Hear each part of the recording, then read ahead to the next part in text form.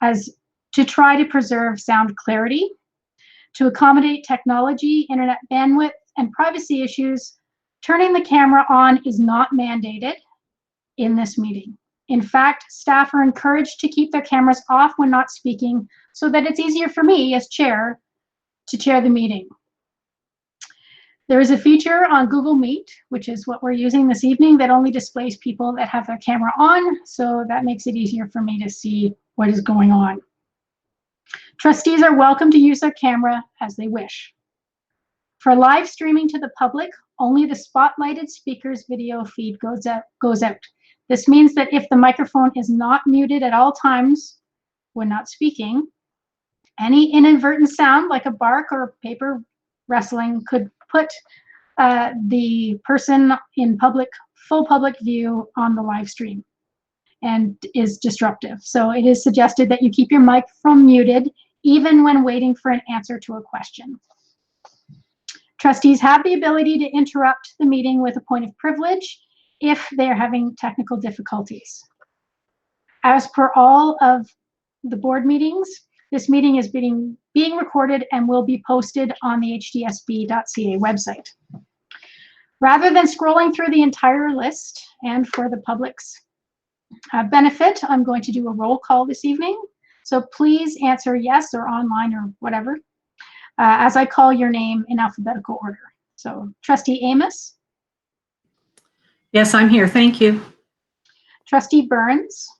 Present, here. Trustee Collard? Here. Trustee Daniele? Thank you. I am here. Vice Chair Al Harrison? Hello, I'm here. Trustee Garretts? Good evening. Trustee Gray? Yes, I'm here. Thank you. Trustee Lau? Trustee Oliver? Good evening, everybody.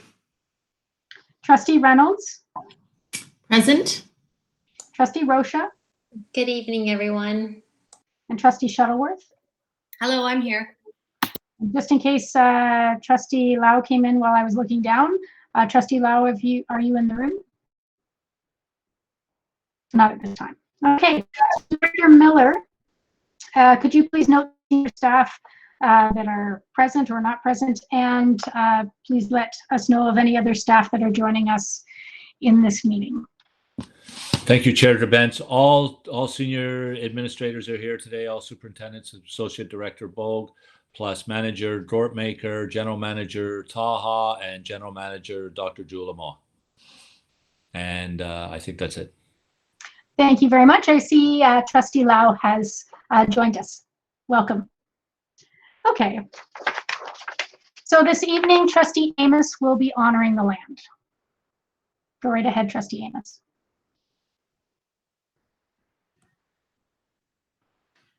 Halton, as we know it today, is rich in history and modern traditions of our many First Nations and the Métis. From the Anishinaabe to the Adirondack, the Haudenosaunee, and the Métis. These lands surrounding the Great Lakes are steeped in Indigenous history. As we gather today on these treaty lands, we have the responsibility to honor and respect the four directions: land, waters, plants, animals, ancestors that walk before us, and all the wonderful elements of creation that exist. We would like to acknowledge and thank the Mississaugas of the Credit First Nation for sharing their traditional territory with us.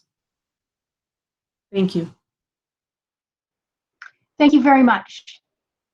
We are now up to any declarations of possible conflict of interest. If so, please add your name to the speakers list. Seeing none. Next, we are up to the agenda. Trustee Reynolds, would you like to move a motion to approve the agenda?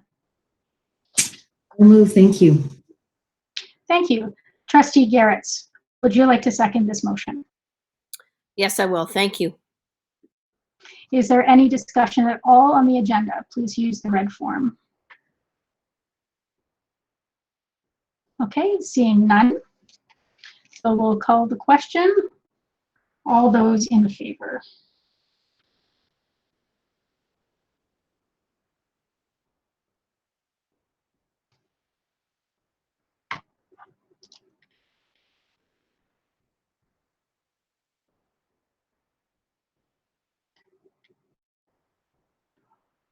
I believe we are missing someone. Oh. I'm having some technical difficulties, but I vote yes. Thank you. Excellent. Thank you very much, Trustee Oliver. So that carries unanimously. Okay. So there are no Inspire Board presentations or delegations this evening. We do have 2 presentations this evening. The first one is the PAR update, number 231. Superintendent Blackwell and Principal Dooley, welcome. The floor is yours. Thank you, Chair Gourbin. I am going to, it's my pleasure, first of all, to welcome Mark Dooley, Principal of Robert Bateman. You'll see him on your screen, I think, with his actual hoodie on. I will present the slides for Mark to talk to, and then at the end of Mark's section, we'll give him the opportunity to answer any questions.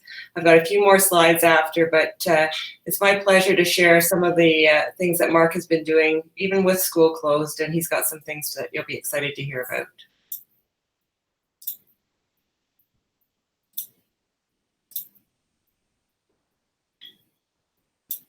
Okay, thank you very much for inviting me to speak to this groundbreaking Board of Trustees meeting. First time I think you've done this via Google Hangout, so it's exciting to be part of that. We have been very busy, even through distance learning. We've been keeping up with all processes related to the integration of Robert Bateman High School with Burlington Central and Nelson High Schools. Starting off with some staffing. So we have appointed 2 transition leads. These are the teachers who are tasked officially, even though the whole staff will be part of this, but they are the official leads for all transition processes and activities for this year and next. So at Burlington Central is Marty Byers. She's a very experienced teacher in the IB and is currently one of our department heads. And at Nelson, it's Sharisa Killens. Sharisa has been split between Nelson and Bateman this year, so she knows both buildings very well. She's also our librarian.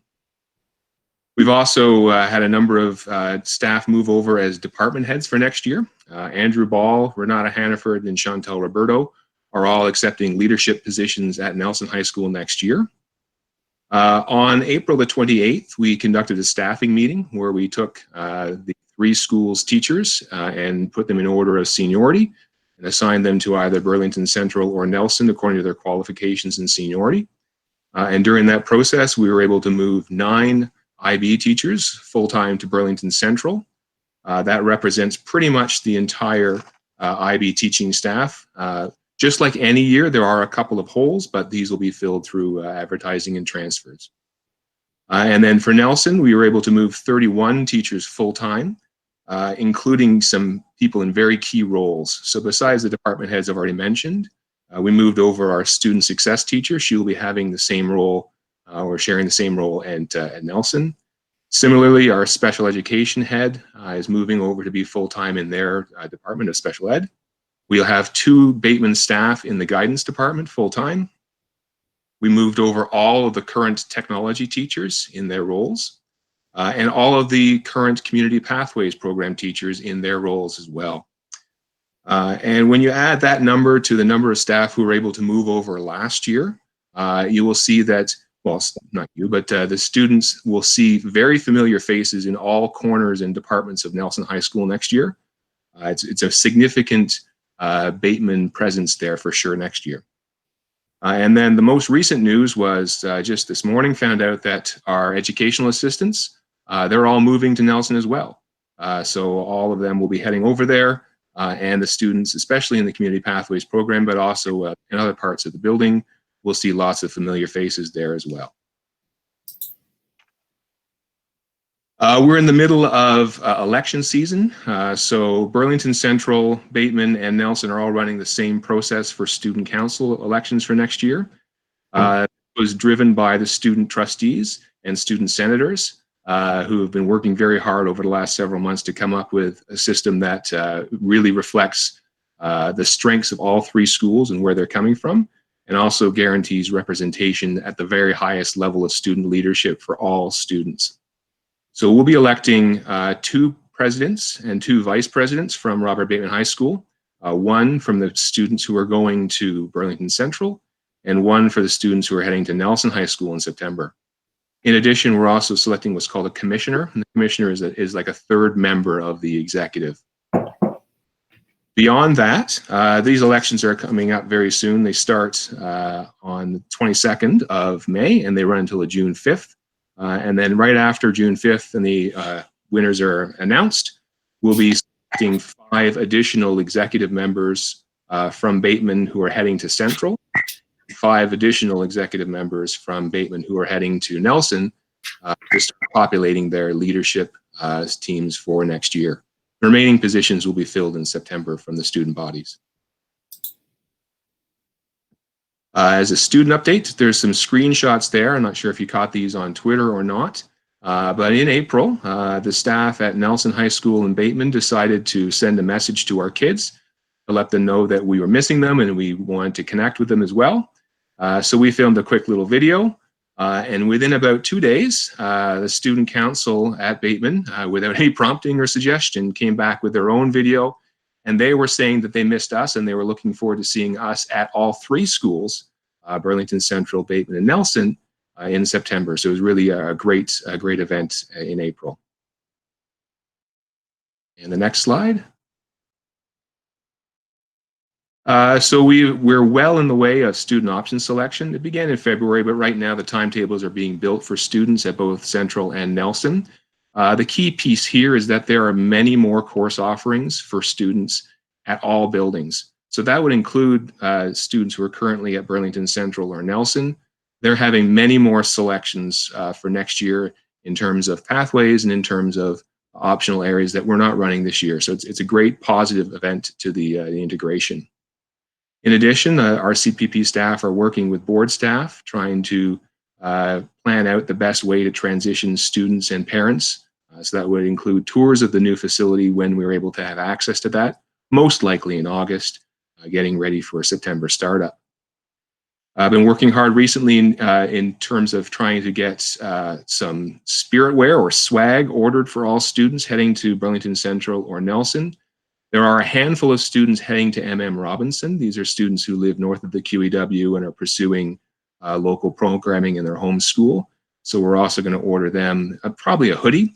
And this is to kind of let them walk in the door in September with actual spirit wear ready to go, so they feel very much a part of those school buildings right from the first day. Finally, after student council is settled, we'll be working out processes for link crew. So those are the orientation students, athletic council, and any other student leadership roles. All that will be rolling forward after we get through the student council elections and into September. Next slide, please. So we have called together our integration committees again. We have been unable to meet for quite a while now, but it's time to bring them all together again and get their perspective on what's been happening and what needs to happen for the remainder of our time before school resumes. And all those meetings are happening on Monday, and they'll be done through Google Hangouts. Next slide, please. In terms of the school closing celebrations, so because we are officially closed until the end of June and we're not allowed to have, through public health, large in-person gatherings, we've moved our celebration of Robert Bateman High School online. It will be a virtual celebration. We're going to create a video with the board that will include tributes from administration and members of the board, a photo tour of the building, and also what we're calling Humans of Robert Bateman High School. So if you've seen the Humans of New York, essentially it's a photograph or a video with a person who's answering a prompt. So some of the prompts that we'll be asking former and current staff and students will be things like, I remember when, or what surprised me most during my time at Robert Bateman High School, or I laughed so hard when, and they'll then add their perspective and their shared memories of the building and their experience there over the 16 years that we've been around. There's also a screenshot there of the celebration t-shirts. These were ordered before we went into lockdown, so they have arrived and will be distributed to students at the end of June or early July according to public health protocols. But it's a great memorabilia piece for students. They're free of charge for all students as a way of paying tribute to our school, and it's something tangible for them to walk away from. The Artifacts and Memorabilia Subcommittee has almost completed their work as well. They were cataloging all of the items of interest in the building, such as jerseys or pictures or trophies or plaques. That work is almost finished, and they'll be unleashing a website with all that information contained most likely on Monday. And it will include a process much like what Lester B. Pearson did, where any member of the community who wishes to take home the Athlete of the Year trophy, for example, would submit a request online, and the committee would look at the request and determine where these things are going to go to. And that's, I think, it for me, Superintendent Blackwell. Almost it. Before I pass it over to you, the questions to the trustees, I'd ask Superintendent Etop to make a comment. Yes, thank you for this opportunity. I wanted to, on behalf of the board and the senior team, personally thank you, Mark, for your leadership over the past 5 years at Robert Bateman. You have been nothing short of amazing in the leadership and support in guiding staff, students, and community throughout the actual program and accommodation review process, and all the emotions that went with that process, to, of course, doing an incredibly stellar job in and throughout the integration process. This wonderful presentation that you've just provided to the Board of Trustees really exemplifies all the facets of leadership that you've demonstrated, from keeping really all groups well informed throughout, certainly putting a great deal of organizational and planning pieces in play in order to ensure that there was a successful transition for our students. And finally, I would just say that the thing that I've appreciated most is no matter what the situation or what we needed to work through, you always kept students at the center of all the decisions that you had to make as the principal of Robert Bateman High School. So I know I speak on behalf of the senior team and thanking you for your leadership. At this time, I'd also like to thank all the staff, the amazing staff before and present. We have some staff members that have been at Robert Bateman since the beginning, when it opened in 2004 as Robert Bateman High School, and they've been absolutely integral in creating that real sense of family and that every student can achieve to their full potential. They live it every day in that building, and they have continued to demonstrate that during the present times of distant learning. So a special hats off to all the Bateman staff as well. Thank you. Thank you, Superintendent Etop. I'd open the floor to trustees now before, rather than keeping Mark here all evening. If you have any questions for Mark. Yes, I have a speakers list. So Trustee Collard. Thank you. And I would like to also address Principal Dooley directly. It has been an absolute pleasure to work with you. We've gone through some very interesting times together, least of not which is the COVID-19 situation. I know that the community will be disappointed not to be able to have a large celebration gathering.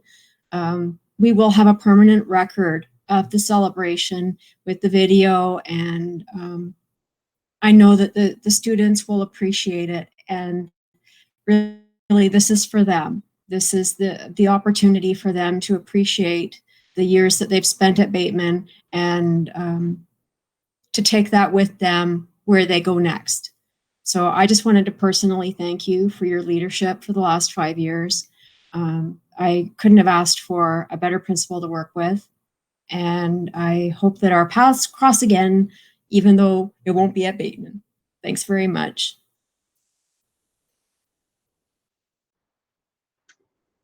Okay, the next speaker is Trustee Gray. Thank you very much.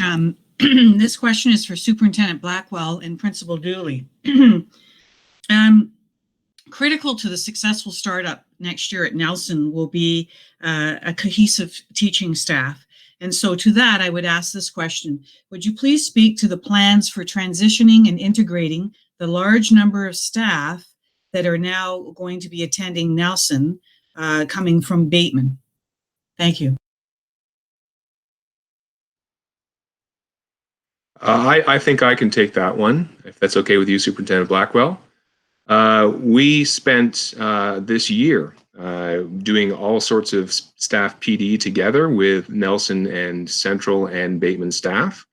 Every PD day that we had physical meetings with were spent together, pursuing common learning. There's been lots of reaching out informally as well within the departments. And we had a large number of staff shared part-time with Nelson and with Burlington Central this year.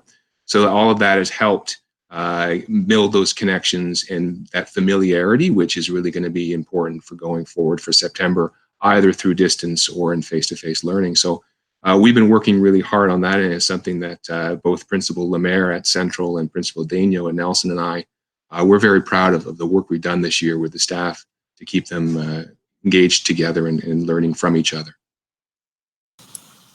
Thank you. Just as Trustee Collard has said, this has been a very challenging year with our current learning situation. So kudos to you in bringing your staffs together and making this work for everyone.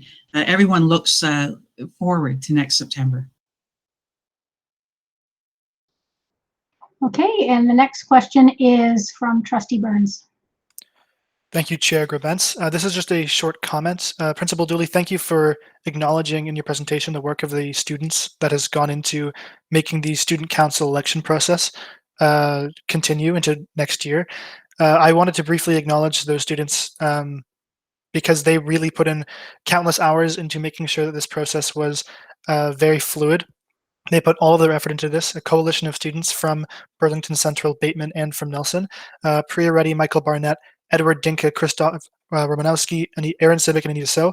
Those students put in many hours before and after Student Senate, making sure that this council election process would be the fairest possible for every student from all three schools. And they put in a ton of effort into making it happen, so I wanted to thank them by name.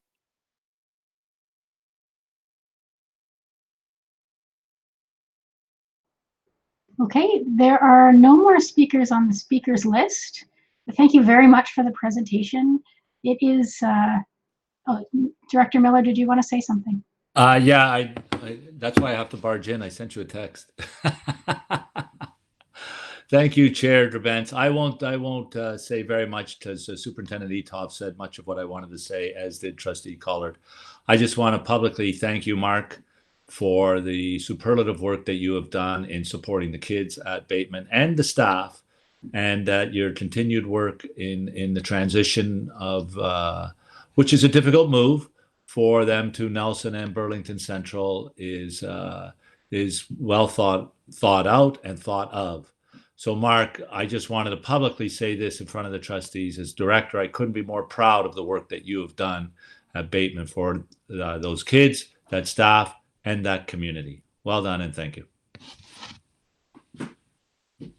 Thank you, Director Miller and the board, for the honor and privilege of being appointed the principal at Bateman. So thank you very much, and I will say goodbye. We'll see you tomorrow morning in an integration planning meeting, Mark. I have two more slides just to keep trustees up to date on. I think something that you're interested in is the construction at Nelson. So I will share that slide.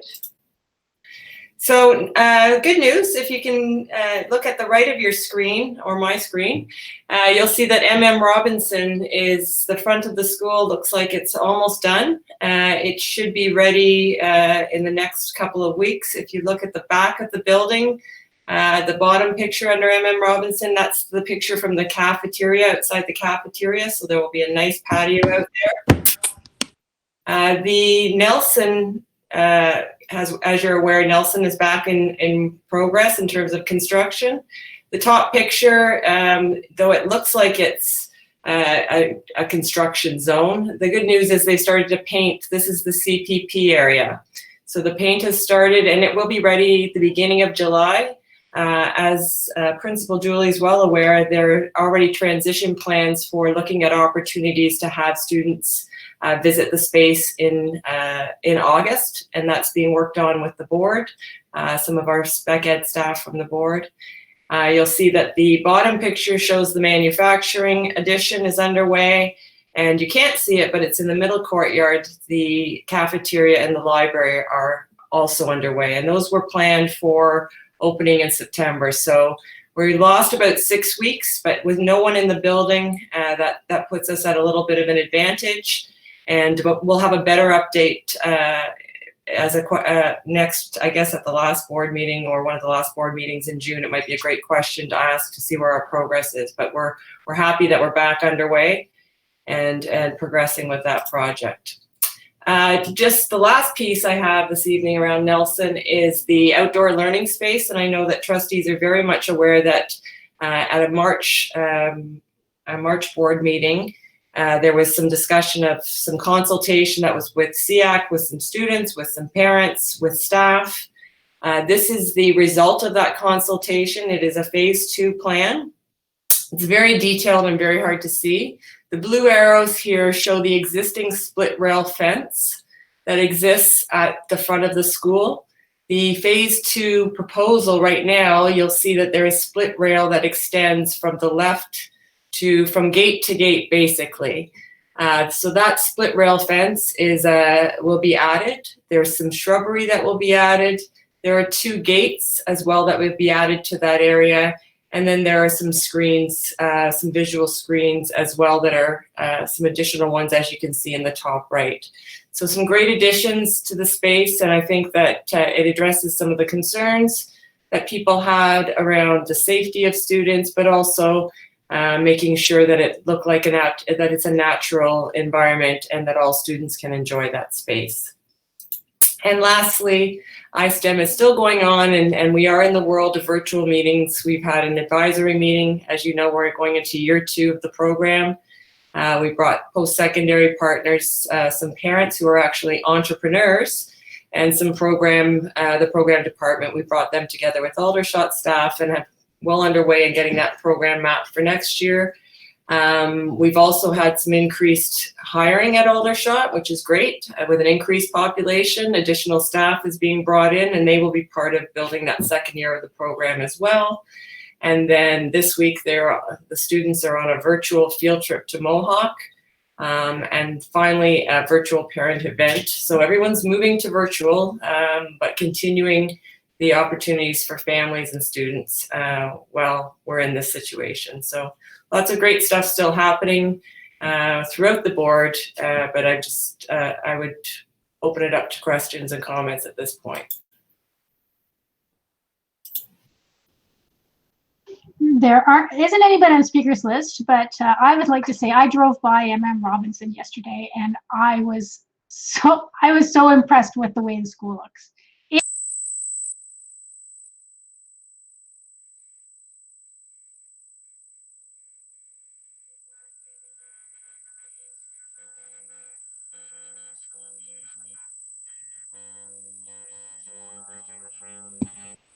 Is it only me?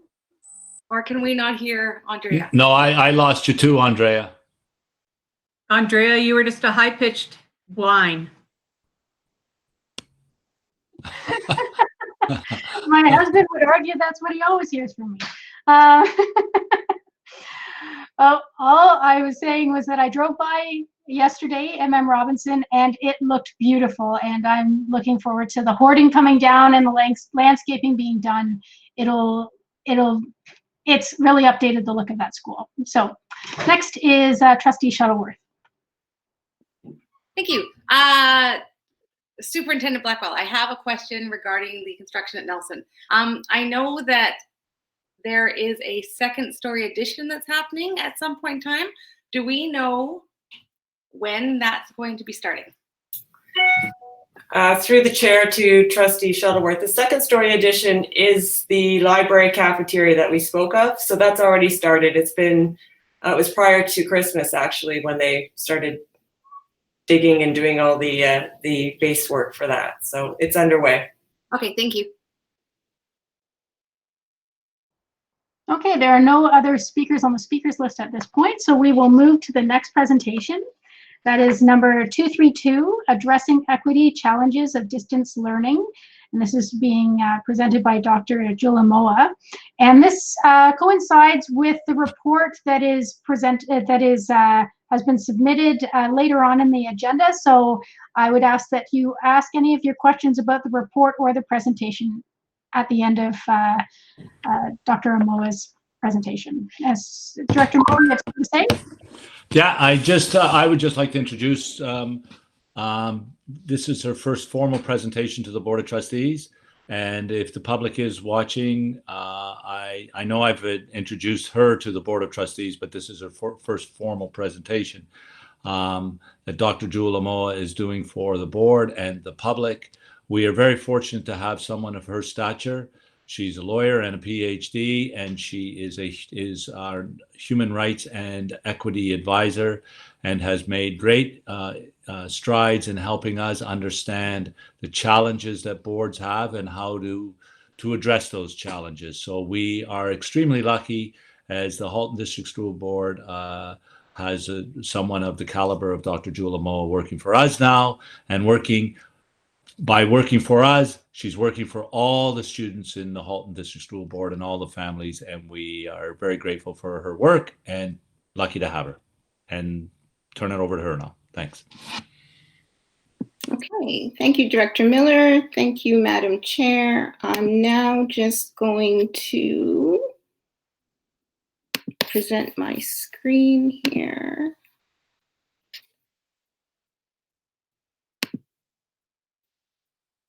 Right, can everybody see that? Yes, no? No, unfortunately, no. No, okay, I can see it. So give me 1 second.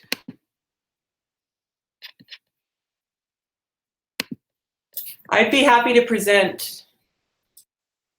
Oh, hang on, I think I know what I did. What about now?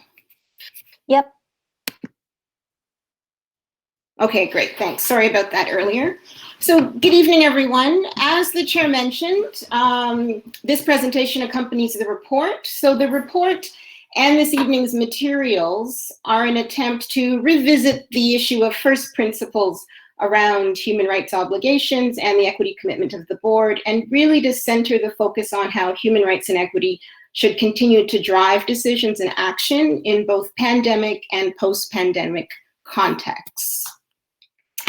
To begin, I'll talk really about the broader international context of human rights and also how that fits into the context of a global pandemic, which we are in the midst of.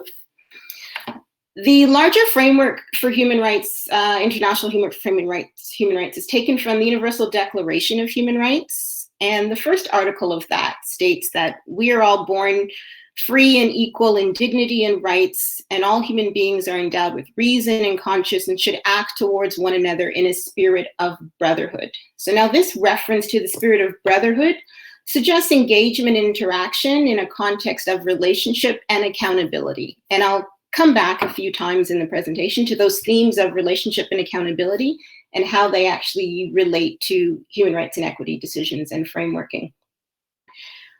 There is a hierarchy of human rights principles or human rights legislation or human rights commitments, however you want to frame it. And this hierarchy begins in the international context. And so that would be with the Universal Declaration of Human Rights. The Convention on the Rights of the Child would also be relevant here. And then moving to a domestic context. So in Canada, that would be the Canadian Charter of Human Rights and Freedoms, and provincial frameworks such as the Ontario Human Rights Code and the Education Act, of course, are all frameworks that we're familiar with. All of these speak to equality or non-discrimination, respect for dignity, and supportive and interactive relationships based on trust and accountability. So those are those notions of relational interaction and accountability mentioned there again. When we talk about human rights, we focus on entitlements and obligations of the individual in society, and the individual is inseparable from their identity, right? And your identity is essentially the different characteristics, unchangeable or immutable characteristics, as we say in law, that comprise who you are. So you see how these could be your age, your race, culture, religion, gender, gender identity, gender expression, socioeconomic status, occupation, ability, health history, and the list goes on in terms of different aspects of identity. If we think about what's been happening in the media with respect to reporting of the pandemic, media headlines have been drawing attention to the need to focus on the impact of the virus on different aspects of identity, right? And so we see how our identities, and in fact, the intersectionalities of those identities, provide insight into propensity for disease and recovery. So there have been headlines, or certainly there are studies about the extent to which women might be more susceptible to the virus than men. People of a certain age have a higher vulnerability of younger people, et cetera, right? So you see how it's very difficult to separate identity from any real substantive discussion about life in the pandemic, essentially. Continuing on from the point about identities and intersectionalities, I just want to raise the point that pandemics affect everyone, but they don't affect everyone equally, right? So pandemics essentially feed off inequality. So where we have inequality in society, which is largely rooted in how different aspects of identity are privileged or disadvantaged in society. So where we have that, we see how pandemics or disasters in general are really going to play off of those social inequities or social inequalities. And just to step aside for a little bit, so the virus, or this particular instance of coronavirus, is that the virus is itself is complex and multifaceted, and so too is its impact on our bodies, our lives. And because of this, similarly, so too should be our response now in the moment, and also our response in the post-pandemic phase, right? So recognizing complexities of identities, complexities of societies, complexities of what we're battling with in terms of the virus. So this point is not really about a medical response, but also a social response, right? In terms of how we design and employ strategic responses that are informed by the complexities of identity and structural inequalities. And if I could just talk a little bit about structural inequalities, we again focus on the issue of susceptibility to illness. And then as you go down the list, you see the list also talks about inequities with respect to education, right? So structural inequities relate to inequities of access to care, treatment, economics, access to food and shelter. Particularly, we note the impact of the virus on those who are unhoused, creates a particular area of vulnerability. And in the context, even outside of the context of the pandemic, there are inequitable learning environments. And there's also inequitable capacities to respond to an evolving range of student needs. There are inequities of time. So there are a whole host of inequities which create these structures within which we operate, and also create some challenges. That is the reality, right? And the first part of addressing those challenges is being able to, at one point, identify them and figure out a way to navigate through them, right? But these structural inequities, when I talk about the challenges they pose or being able to navigate through them, really reinforce a lot of problems in societies. So the structural inequities are reinforced by systems of oppression. For example, disproportionate impact of COVID-19 on women, let's say, as frontline healthcare workers, can be analyzed through a framework of intersectionality, which suggests that low-wage healthcare roles in long-term care homes, for example, or other health facilities are predominantly held by women, many of whom are racialized, could be immigrants to Canada, and despite whatever formal or professional training they may have, they are restrained by systems of sexism, racism, colonialism, and classism from accessing avenues to economic mobility, career advancement, and professional development. So the stress of these restraints and the denials produce aggravated health challenges for these individuals, in turn making them more vulnerable and susceptible to illness. So that was just one example.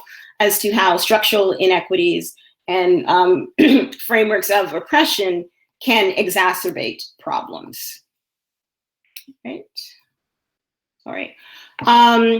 This is something that I came across over the weekend, so I can't actually claim any responsibility for the phrase, but I think it hits home in terms of the point that we've been trying to address with respect to the challenges posed by coronavirus. And I don't just mean in an educational context, but I mean broadly in a societal context, right?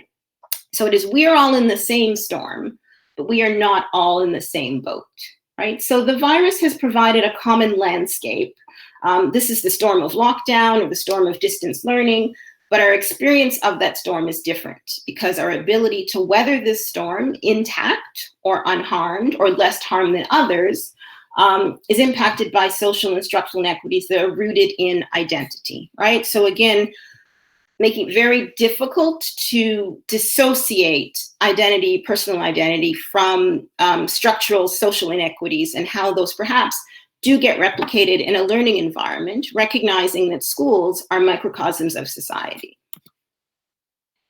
If we move now to talk about equity in education, and you've heard us speak before, and when I say us, I mean Superintendent Etoff and Mary Marshall, and we came to speak to you about inclusive design and references to inclusive design and equity principles in education itself. Is a common topic of conversation, right? So a key strategy to facilitate equity in education is inclusive design. And inclusive design is essentially differentiated instruction, so different ways of delivering material, combined with differentiated assessment, which is different ways of assessing or evaluating student comprehension of that material, right? And some further examples would be variable and alternative learning materials and methods, synchronous and asynchronous tools for learning and engagement. So there's been much talk in recent weeks about synchronous versus asynchronous learning and which one perhaps inspires or creates some equity supports for students, whether or not one should be done to the complete exclusion of the other, or really how to balance those two in a way that really meets the broader objective around inclusive design. Other strategies include variable and extended learning and assessment times, variable class and learning group sizes, reliance on education partners, almost looking at the point that it takes a village. So relying on different people to deliver and assess and communicate curricular materials could be something that provides necessary supports for learners in the classroom. Also, the use of multilingual language supports, recognizing that people enter the material in different ways and with different levels of language capacity and familiarity. And there's also the referral to nutrition, mental health, and well-being supports. And particularly, I'd like to flag the referral to nutrition supports, and I'll speak about this a bit later on, that community partners such as Food for Life or the Halton Learning Foundation have been really assistive in providing food and nutrition supports and assistance to families, recognizing that if you are located in a place or structured by social inequities where access to food security or nutrition or economic resources are going to compromise perhaps not only your ability to manage generally in life, but specific your ability to minimize vulnerability to illness or specifically COVID-19, and certainly minimize your ability to fully engage in educational learning. So we see the need and the importance of relying on community partners for those supports around food security, nutrition, and mental health. In terms of what the board has been engaged with to date, and much of this would not be new to you, in terms of how we've been responding to equity challenges, right? So we've provided devices, Chromebooks or what have you, supported connectivity through data hubs, multilingual supports, community connections. And community connections is an initiative that comes through the Welcome Center where it helps parents connect with one another to share experiences and supports related to transitioning to the community, right? Adjustments to the volume and pace of distance learning, differentiated tasks, check-ins for academic well-being and support, and the use of whole learning teams, and again, reference to nutrition supports, right? So I place this list here to demonstrate that even though some of the classroom learning might have been through an inclusive design lens, in the context of the pandemic and school closures and distance learning, there's been need for further strategies to support equity and inclusion. Some of these strategies I like to characterize as bridges and nets, right? So just to maybe step outside of the classroom for a moment and talk about bridges and nets, perhaps in a construction context or in a broader societal context, I'll demonstrate that various supports highlighted previously are really bridges and nets, or nets, to strengthen and support student learning and engagement, and that bridges and nets serve as metaphors for equity supports, right? So here are three very different bridges. And just to demonstrate that when we talk about a bridge, a way of connecting point A from point B, or a way of creating a mode of transportation from point A to point B, a way of bridging a gap, so to speak. So there are different functions of bridges, just as there are different types of bridges. And bridges can be temporary. It seems like this one at the top right here, this wooden makeshift bridge, doesn't seem too permanent, or doesn't seem like a bridge you would want to drive on after many years of it having been there, because I think it would lose some of its stability and its safety and security. If you look at the bridge of rocks there over the river, you see that bridges can be low. So we think of bridges, they don't necessarily need to be high. They don't need to be suspended, but they can be low or low tech, right? And low tech in the context of being developed from something in the environment, or being developed in a way that reflects the environment, or being developed in a way that can blend into the environment, right? So just think about what that might mean in the context of providing bridges as supports or connection points in a classroom context, or even in an employee context. Just a couple of other examples here. And I don't think this picture is large enough for you to see, but the first picture on the left is actually two bridges. So what you see from the red poles is a pedestrian bridge, and then over on the right is a vehicular or a car bridge, right? So I think the point demonstrated here that bridges can be specific to particular users. And you can also have parallel bridges which are going the same place, but they're taking different people or different entities to the same place. And it speaks to to a certain degree of inclusive design around bridge building, around providing supports, also to a degree of individuality, right? Bridges can also be flexible, like this drawbridge. They can be accommodating, or they can be quite complex and often confusing, right? So when we speak about bridges and we speak about supports, they don't all look the same. And to a certain extent, they serve the same or similar purpose, but they can be made of very different construction, and they can be permanent or temporary. Moving on to nets now, another type of support. So nets can shield us from harm above, as well as protect us from dangers below. Nets can also be temporary, so they can be part of a construction project where you just want to shore up something or protect people from falling debris in the course of construction, or they can be of a more permanent nature, right? Nets can be implemented or supported by teams. And sometimes the idea of a net can be great in theory, or perhaps even good in design, but in implementation, perhaps not so great. So you see this fellow in the middle here, and he seems to be falling through the loosely woven net. So maybe the idea to have a net to catch someone was of course great, but there needed to be a bit refinement in the execution to make sure that the intention or the goal in providing that support doesn't miss its mark, essentially. And this slide just makes reference to the community support partners that I'd mentioned earlier, and community support partners provide both bridges and nets. The idea being that strength and support can come from anyone in the community, and then not necessarily just a single classroom teacher. All right. The American writer Audre Lorde is famous for saying there's no such thing as a single issue struggle because we don't live single issue lives, right? Which I think takes me back to my earlier point, is that the equity challenges of distance learning are not easily reducible to one or two core focal points, but they are instead a complex web of challenges rooted in identity, social inequality, and similarly, the ongoing strategies to address these challenges must be multifaceted, flexible, and responsive to ever-changing needs.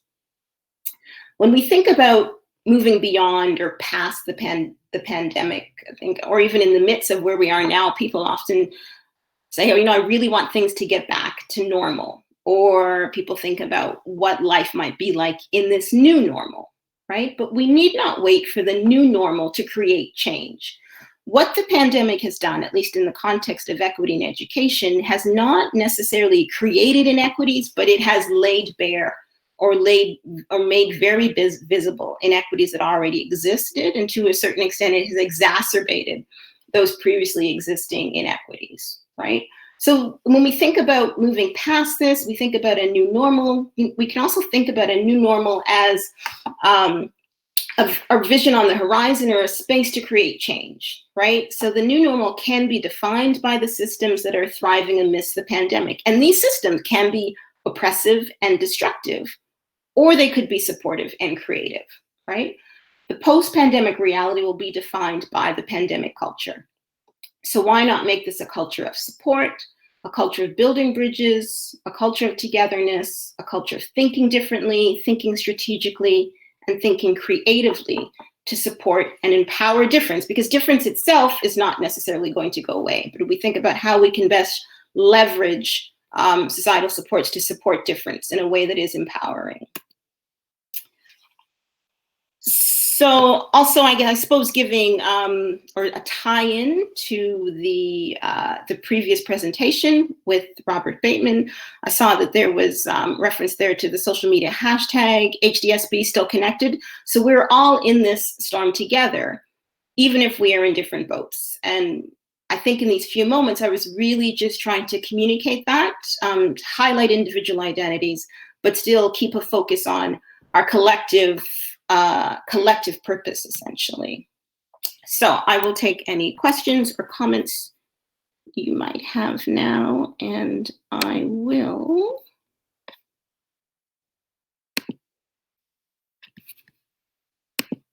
turn my camera on so you can see me. Thank you very much, Dr. Amala. I haven't got anybody on the speakers list yet, though people may be scrambling to get to their technology. That was an excellent presentation. I wish that more of our community watched our board meetings, because I think that what you were saying needs to resonate further in our community. Because I don't think that with the comments that I get from parents, like why aren't teachers sitting giving lectures for 6 hours a day over the internet?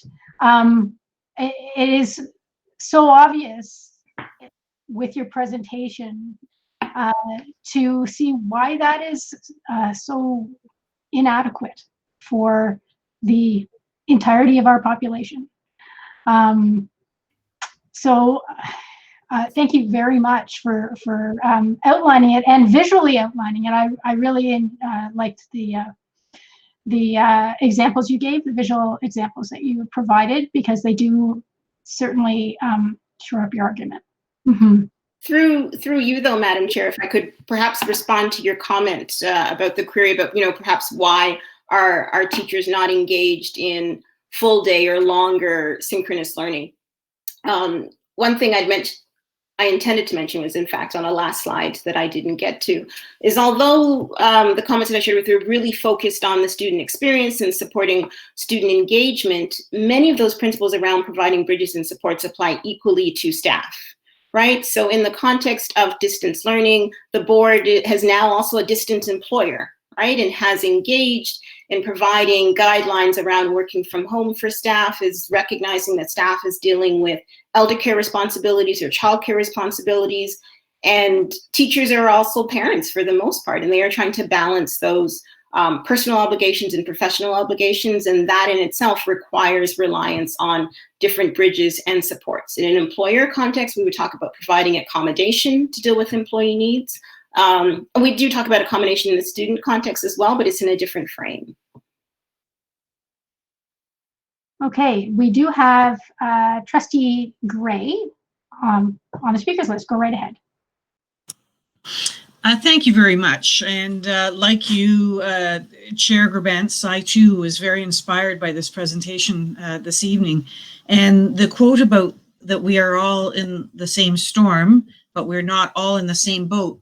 It made me think about when we come out of the current state that we're finding ourselves existing in. It made me think about how we're going to have to address the various differentiated needs of our staff and our students as they come out of this and begin to re-engage in a more fulsome way in education. And I think that this is going to be something that we will certainly keep in our back pocket and think about, because I think that's what we have to address. And I wonder if you would have any comment on that, Jewel.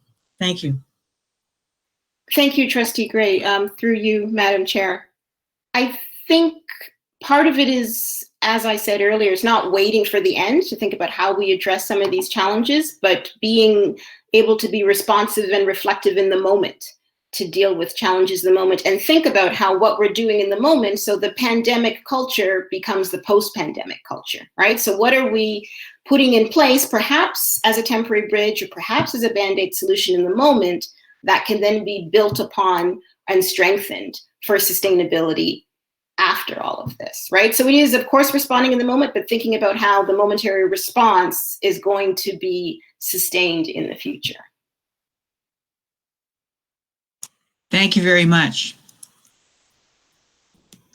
Well, we don't have any more speakers on the speakers list. Thank you very much for your presentation. I feel very strongly that this presentation should be out further. So I know on my Facebook page, I'm going to post it specifically. I'll also post the update with regards to the PAR update, but I think in 2 separate posts so that my community can kind of try to wrap their head around this as well, because I think it's a very important message. Chair Gourbin, can I? Yes. Through you, Chair Gourbin, we've shared it with all our principals and administrators as well. And it will be posted on the board's website. Manager Dortmaker texted me through this, so we will get it up as much as we can. And yeah, so there you go.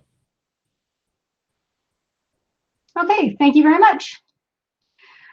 We are now going to move on to our consent agenda items. So Trustee Collard, would you like to move a motion to deal with the consent agenda? Yes, thank you. And Trustee Rocha, would you like to second? Yes, please. Okay, I'm going to put the motion on the floor. Be it resolved that the Halton District School Board approve the consent agenda action items and receive the information items for May 20th, 2020. Is there any discussion or need to pull? I'm going to suggest pulling the board report schedule, because I know there have been changes, but are there any other reports that should be pulled at this point? Looking to the speakers list. Okay, seeing none. Director Miller, could you speak please to the updated board report schedule? Yes, we've made some changes. I'm trying to look it up what the actual schedule is, but we have moved the LTAP to the fall. And as it was brought up at the last board meeting, does that require a motion? In looking back, it did not require a motion. It's part of the critical path. So we're just not adhering to our normal critical path in terms of the LTAP. But everything else will remain the same in terms of special education report, budget, and so on. There's also likely that the budget, and Superintendent Nagoya will talk more specifically about this later, but that the budget itself will also be may require a special board meeting and so on, because we still have not received GSNs, but I'll leave that part of that in the director's report. An EDC bylaw report will come in the fall, because we're not, there'll be no, those are suspended for the time being. And a presentation that we have done the last couple of years on the Welcome Center and or international students. We kind of combine them both, but the Welcome Center, of course, does not just include international students. It also involves new Canadians who come here. That is moving to the fall as well, because we think that that should be an in-person presentation, and we'd like to bring some of the staff from the Welcome Center so you could meet with them. There's also the multi-year plan, which we have talked about at the board meeting, will likely come to the board in October so that it can be approved sometime in November, and that would include the school operations plan as well. So there's been mostly delays in these. As you'll also recall, the trustees had asked us to bring back a report on period poverty. We have not written a report yet, but we've started to do the work. The report could be done. It's just delayed, and we are just pricing out dispensers and so on and all that right now. But we will bring a report, and we think that that will be in the fall as well. We haven't set a date for that. Again, we would like to bring in our research people to talk about that as well. And the last thing, we also had some presentations which have been delayed, that will, well, we were hoping that we'd be back at work now, but we were going to do a presentation on Project Search. Superintendent Zonnefeld was bringing some of his staff in to do that. Again, we delayed that because we would like to bring the actual people who work at Project Search to do the presentation. I think that's all. Chair Gourbin, I'll look to Manager Gortmaker to weigh in if I've missed anything.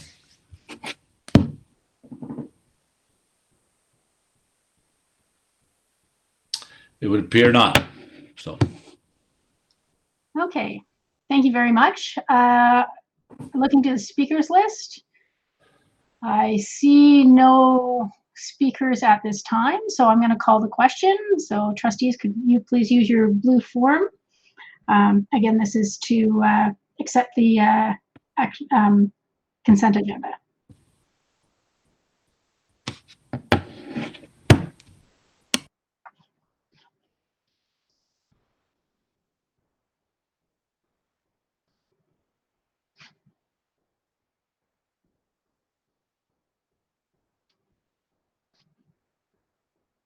I'm still missing one person.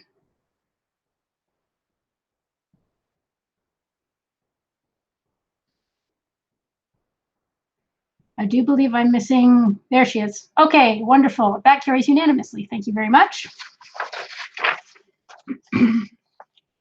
Okay, so we are now up to ratification action items. Vice Chair Al Harrison, do we have any business from private session that requires approval? Hello. No, we don't. Not this evening. Thanks. Okay, thank you. So up to action items for May 20th. We, as per our agenda, we have no action items for this evening. And up to communications to the board. The first item is item 5.1, student trustee reports. Trustee Lau and Burns, do you have a report for us this evening? This evening, we do not have a report for the board, no. Okay, thank you very much. We're up to action items for June 3rd, 2020. Sometimes we have items that meet established criteria to come to the board table twice before voting. We have no items this evening that meet this criteria. We do have the one information item for this evening, but it's tied to the presentation we just had. So I hope that trustees were able to ask their questions. I'm sure that if you had further questions on the report or the presentation, that Dr. Amala would be more than happy to speak to you. So we're going to move along. So we're up to notices of motion. Are there any notices of motion at all? Okay, I'm not seeing anybody on the speakers list, but so a number of boards have made motions to write letters to the ministry to secure funds for costs that are outside the regularly predictable expenses required to run a school board. I would like to make a motion at the next meeting, and I believe Vice Chair L. Harrison, we could work together to come up with this, as we were both talking about the same sort of thing. To make a motion at the next meeting for staff to start to identify these potential outlying expenses for next year and to report back to trustees. From this report, we may expect a secondary motion for the chair to write a letter on behalf of the board to outline these unique expenses to the ministry and request adequate funding to cover these costs. So in order to do this, I'm wondering what a good date would be for the report to return to the board table to be part of the motion. And I was thinking that since the minister is committed to provide the direction and format of education being in class or remote for September, by the end of June of this school year, that the appropriate return for this report may be the first board meeting in September. And I'm asking Director Miller, is this reasonable, or would another time be better, or should we set a special board meeting date in the summer to accept and perhaps move on this if necessary? Thank you, Chair Gourbin. In speaking with Superintendent Business Nagoy, it might be a challenge to have a complete report by September. Because we're not even sure where we may still have more costs over the summer and into September. But Superintendent Nagoy is pretty confident she could have a preliminary report or an interim report, and then a full report sometime later once we had a better picture of where we were in September. So yeah, it's doable. So keep it in mind, it would be an interim report.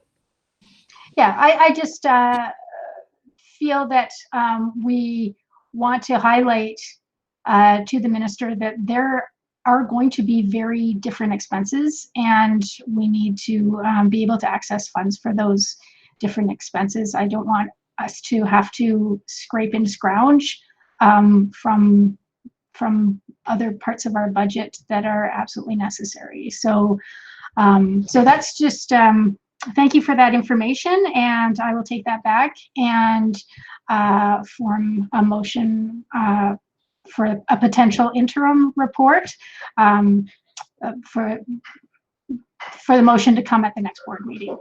Sure. Yeah, it's not a problem, Chair Gourbin. Okay. There are a few speakers on the speakers list. Vice Chair Al Harrison, go right ahead.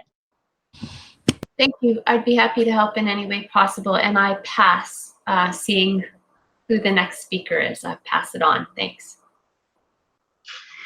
Okay, Trustee Burns, go right ahead. Thank you very much. Through the chair to all trustees. Student Trustee Lau and I wanted to make all trustees aware that at our next board meeting, we will be bringing forward a version of our climate emergency declaration for the HDSB that we have worked on in conjunction with our student trustee mentors and a couple other trustees and supporters over the past few weeks. Before we bring it to the board, we will share that document with all trustees so that we can be given preliminary thoughts or ideas before that comes to the board table for the final consideration. Thank you very much. That's great news. Are there any comments or questions for Trustee Burns and Trustee Burns and Lau's potential motion? Okay, seeing none at this time. Are there any other notices of motion? Okay, seeing no one on the speakers list, we'll move on to the director's report. Director Miller, the floor is yours. Thank you, Chair Gourbin. As per our previous board meetings of late, I will turn it over to Superintendent Ruddock to do a COVID-19 update. Then I will turn it over to Associate Director Bogue to give an update on continuity of learning. And then I have one more after that.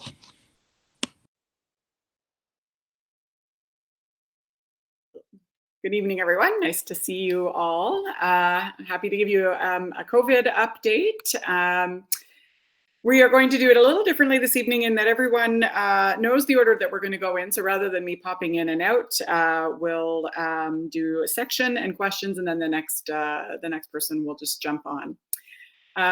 We have developed a process for the retrieval of student belongings from schools now that we know that we are closed through to the end of June.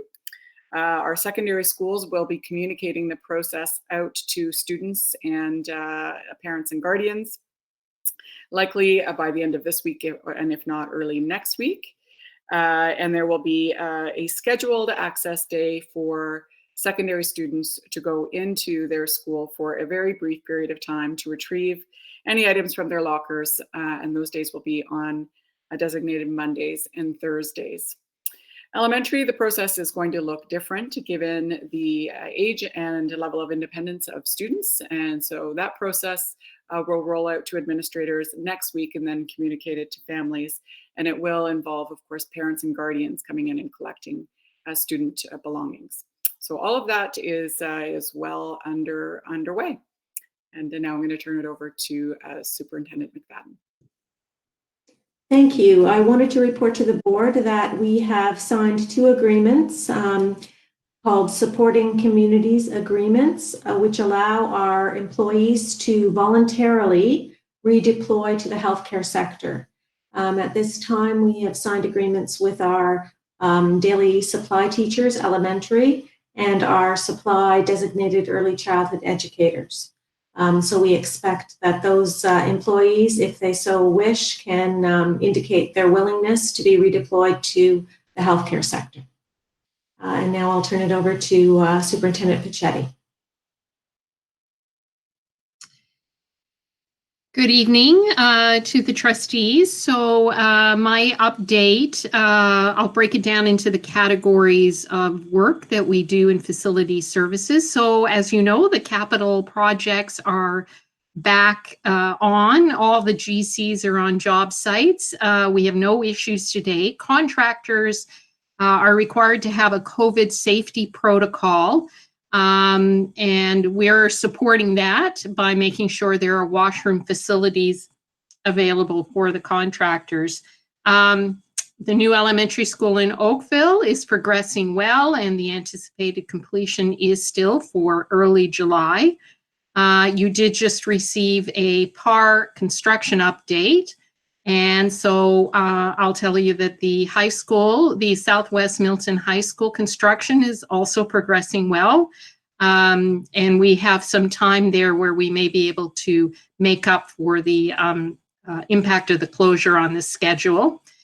We are still waiting for the approval to proceed for Milton number 11 to go to tender, and we are waiting for approval to proceed to award the contract for the Frontenac childcare. In terms of renewal work, we're continuing to issue tenders and award work for this summer.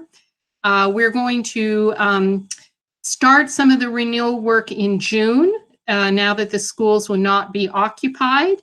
And all the municipalities are accepting building permit applications online, so we don't expect any delays with getting work started.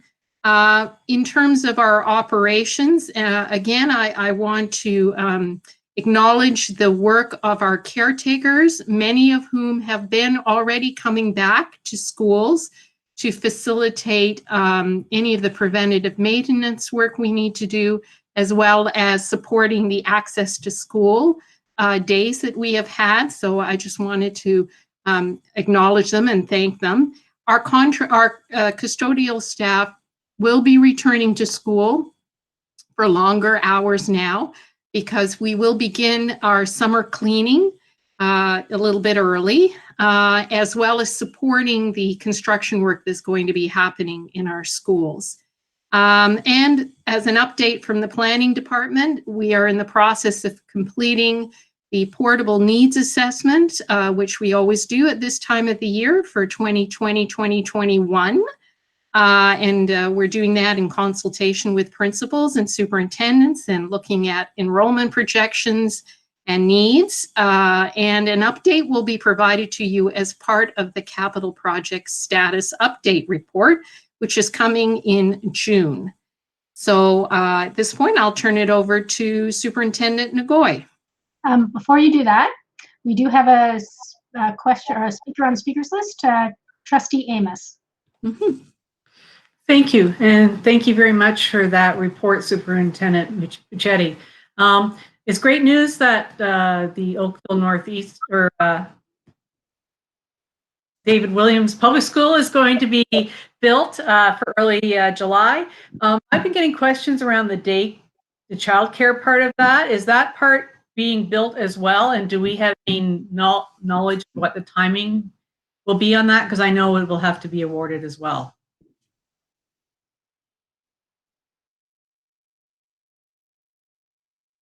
Can't hear you. Thank you very much for that. I've been doing this for several weeks, but today I seem to be messing up, so my apologies. The childcare construction is actually happening at the same time. It's all part of the integral building. And so it probably will follow a little bit later than the school construction. Our focus is on the school, but not much later. I will have an update for you, a more specific update for you at the next board meeting. Thank you so very much. Superintendent Ngoy. Oh, wait, hold on. Trustee Reynolds has popped on the list. Oh, thank you very much. I was hoping to hear, through the chair, I was hoping to hear whether there was any consideration of opening access to our school garden plots.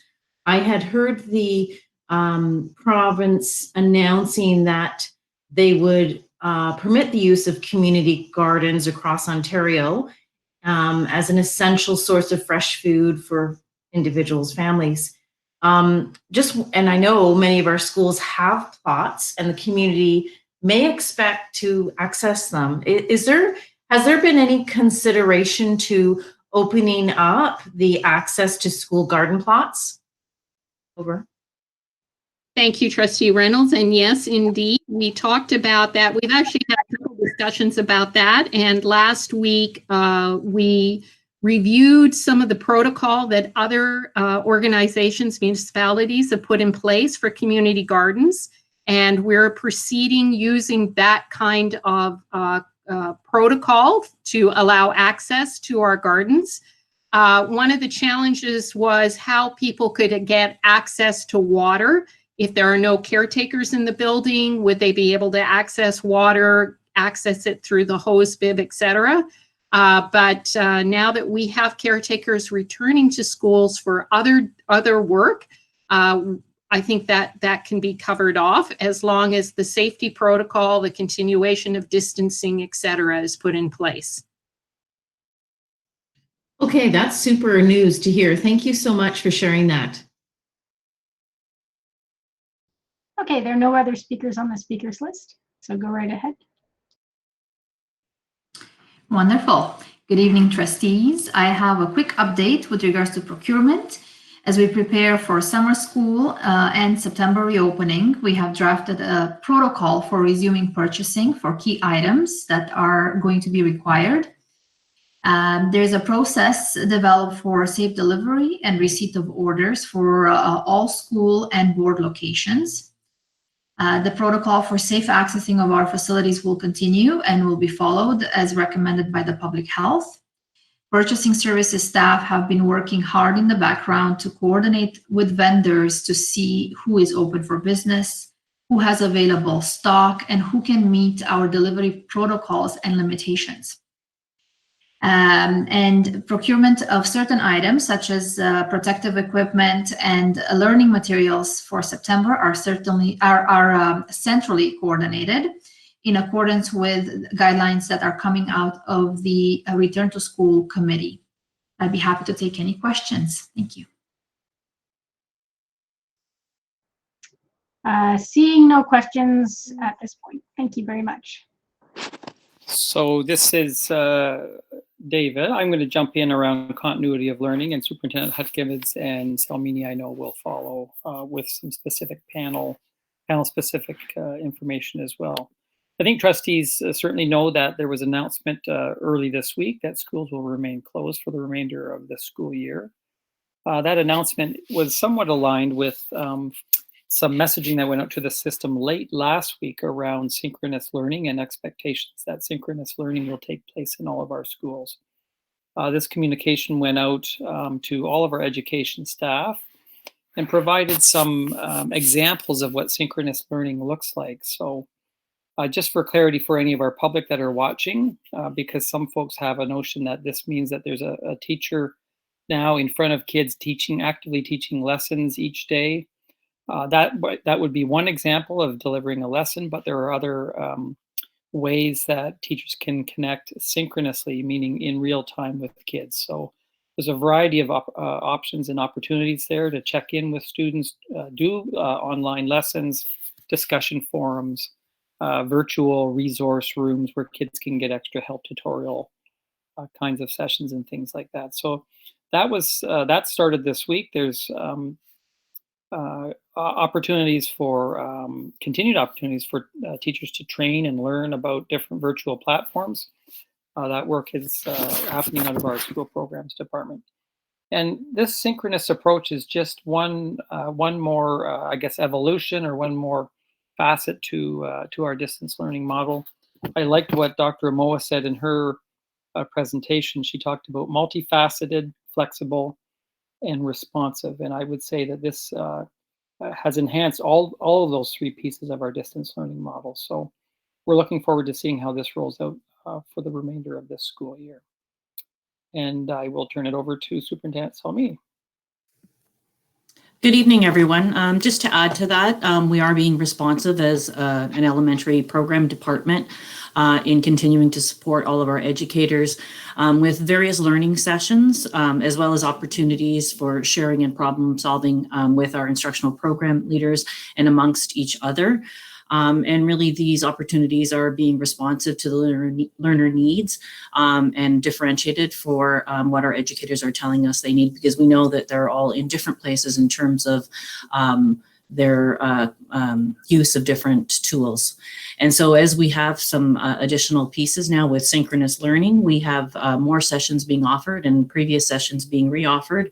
And just some examples would include digital tools for supporting educators, new teacher supports, because we always offer a new teacher induction program, but in this environment that is even more complicated. So we want to cater to the needs of our new teachers. We're offering supports for kindergarten orientation planning, supporting English language learners in a distance learning environment, and then also subject-specific supports for educators depending on what their teaching looks like during their schedule and what they have as their responsibility.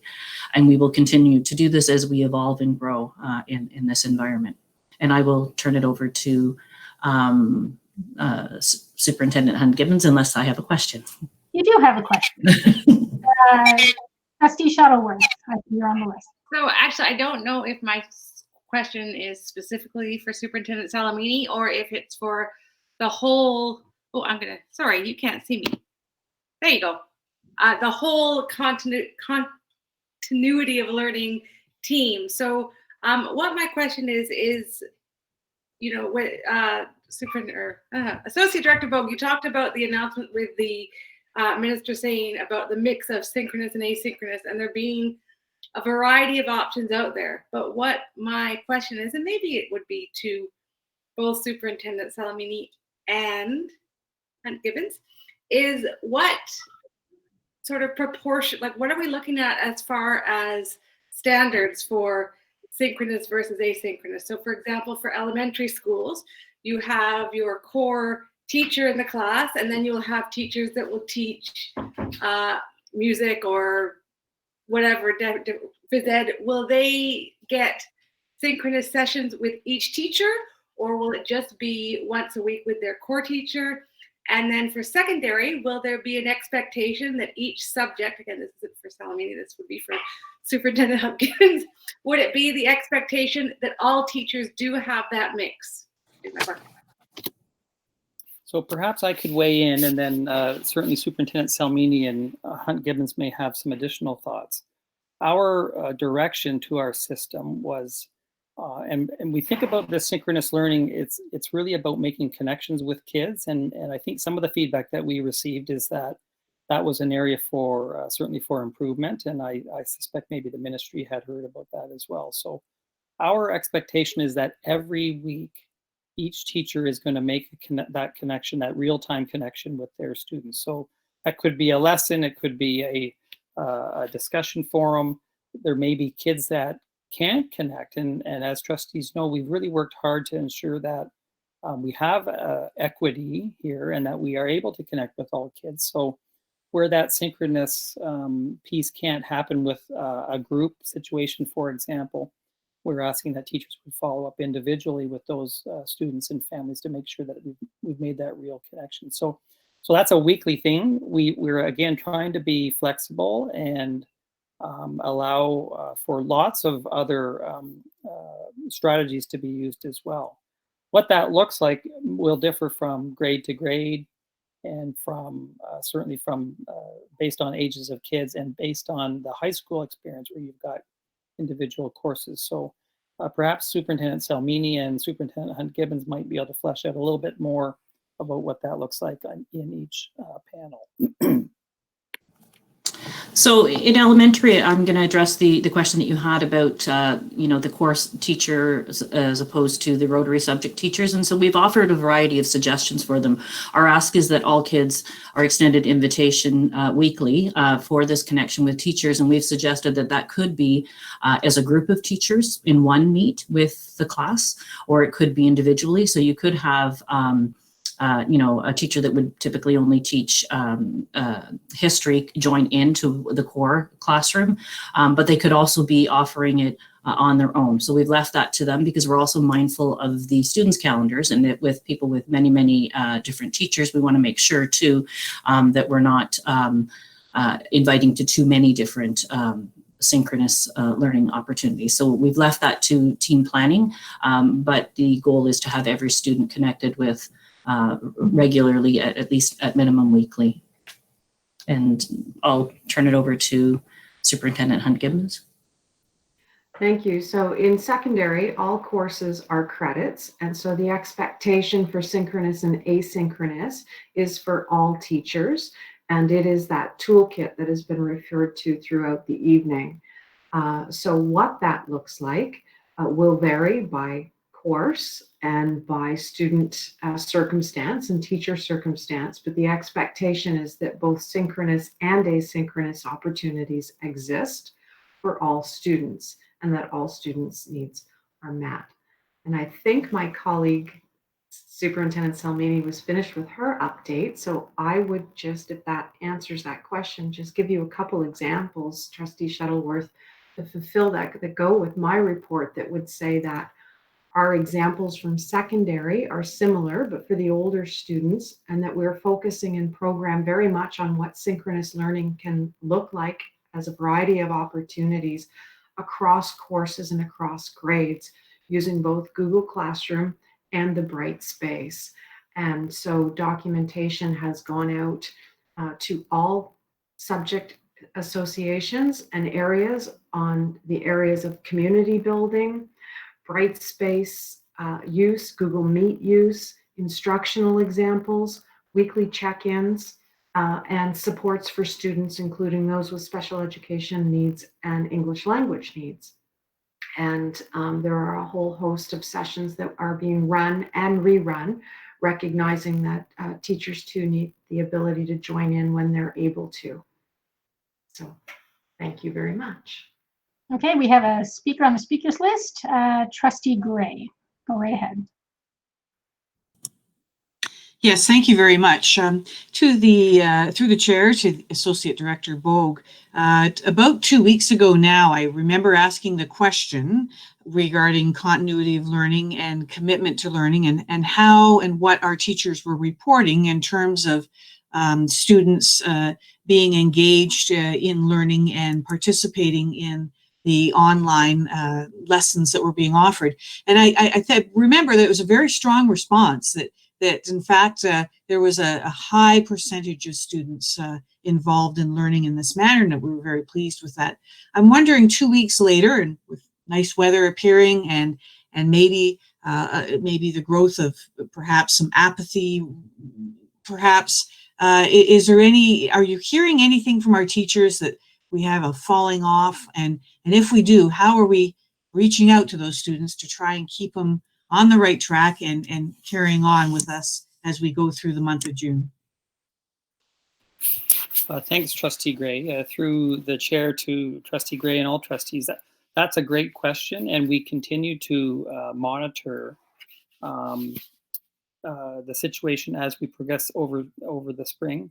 There's no question that there is some, I don't know if apathy is the right word or not, but as this has drawn out longer, with the nicer weather, as you've mentioned, that it's becoming harder to engage some of our kids. Some of our kids are still with us all the way, but others are looking towards the summer, or they may be looking at other things. And this is tough. It's tough for them at home to learn in this way. So I think for some of our kids, that has made it a challenge as well.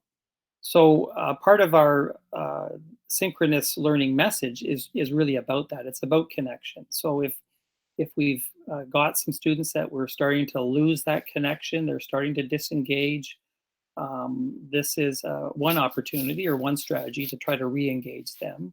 That expectation of making that connection with kids each week, I think, is certainly a way to help keep them engaged. Even that teachers face their classmates to reconnect with their classmates online is certainly a strategy to help keep them engaged, and just checking in with families. We do know that in some circumstances, families have been and continue to be overwhelmed to some extent. And so some families have said, you know what, we just need a little breather or a little breathing space. We just aren't managing well. And so we're trying to provide, have some sensitivity around that and provide a little bit of breathing space for families where, we don't want to add additional stress to an already stressful family circumstance. My sense of things based on feedback from administrators is that we've still got the bulk of our kids are with us.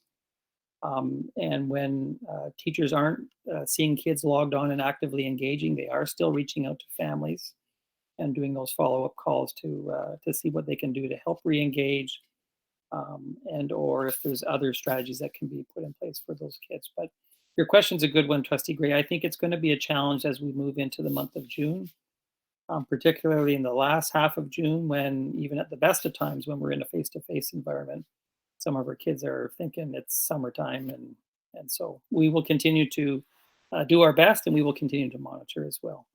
Thank you very much. Okay, we have a few more people that have popped onto the speakers list. I'm going to go to first-time speakers for the moment. So that would be Trustee Daniele. Thank you very much, Madam Chair, through you to Associate Director Bogue. I would be remiss if I didn't take this opportunity, especially given that we had the equity in education presentation earlier, which was absolutely amazing, to not bring up yet again the number of students in rural Halton that do not have broadband. That in terms of the I can never say that word, those synchronize. You know what I mean.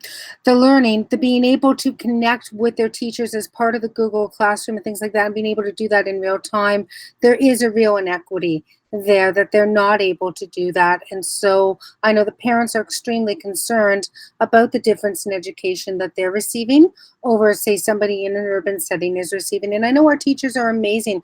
I'm hearing tales of teachers that are printing things out on their home printer and driving them to students' homes and things like that. And I know that our MP and MPP are both working on broadband, but I do want to just highlight again that, you know, a one-size-fits-all doesn't work for a great deal of our rural students, and it is absolutely a huge concern for us. Thank you.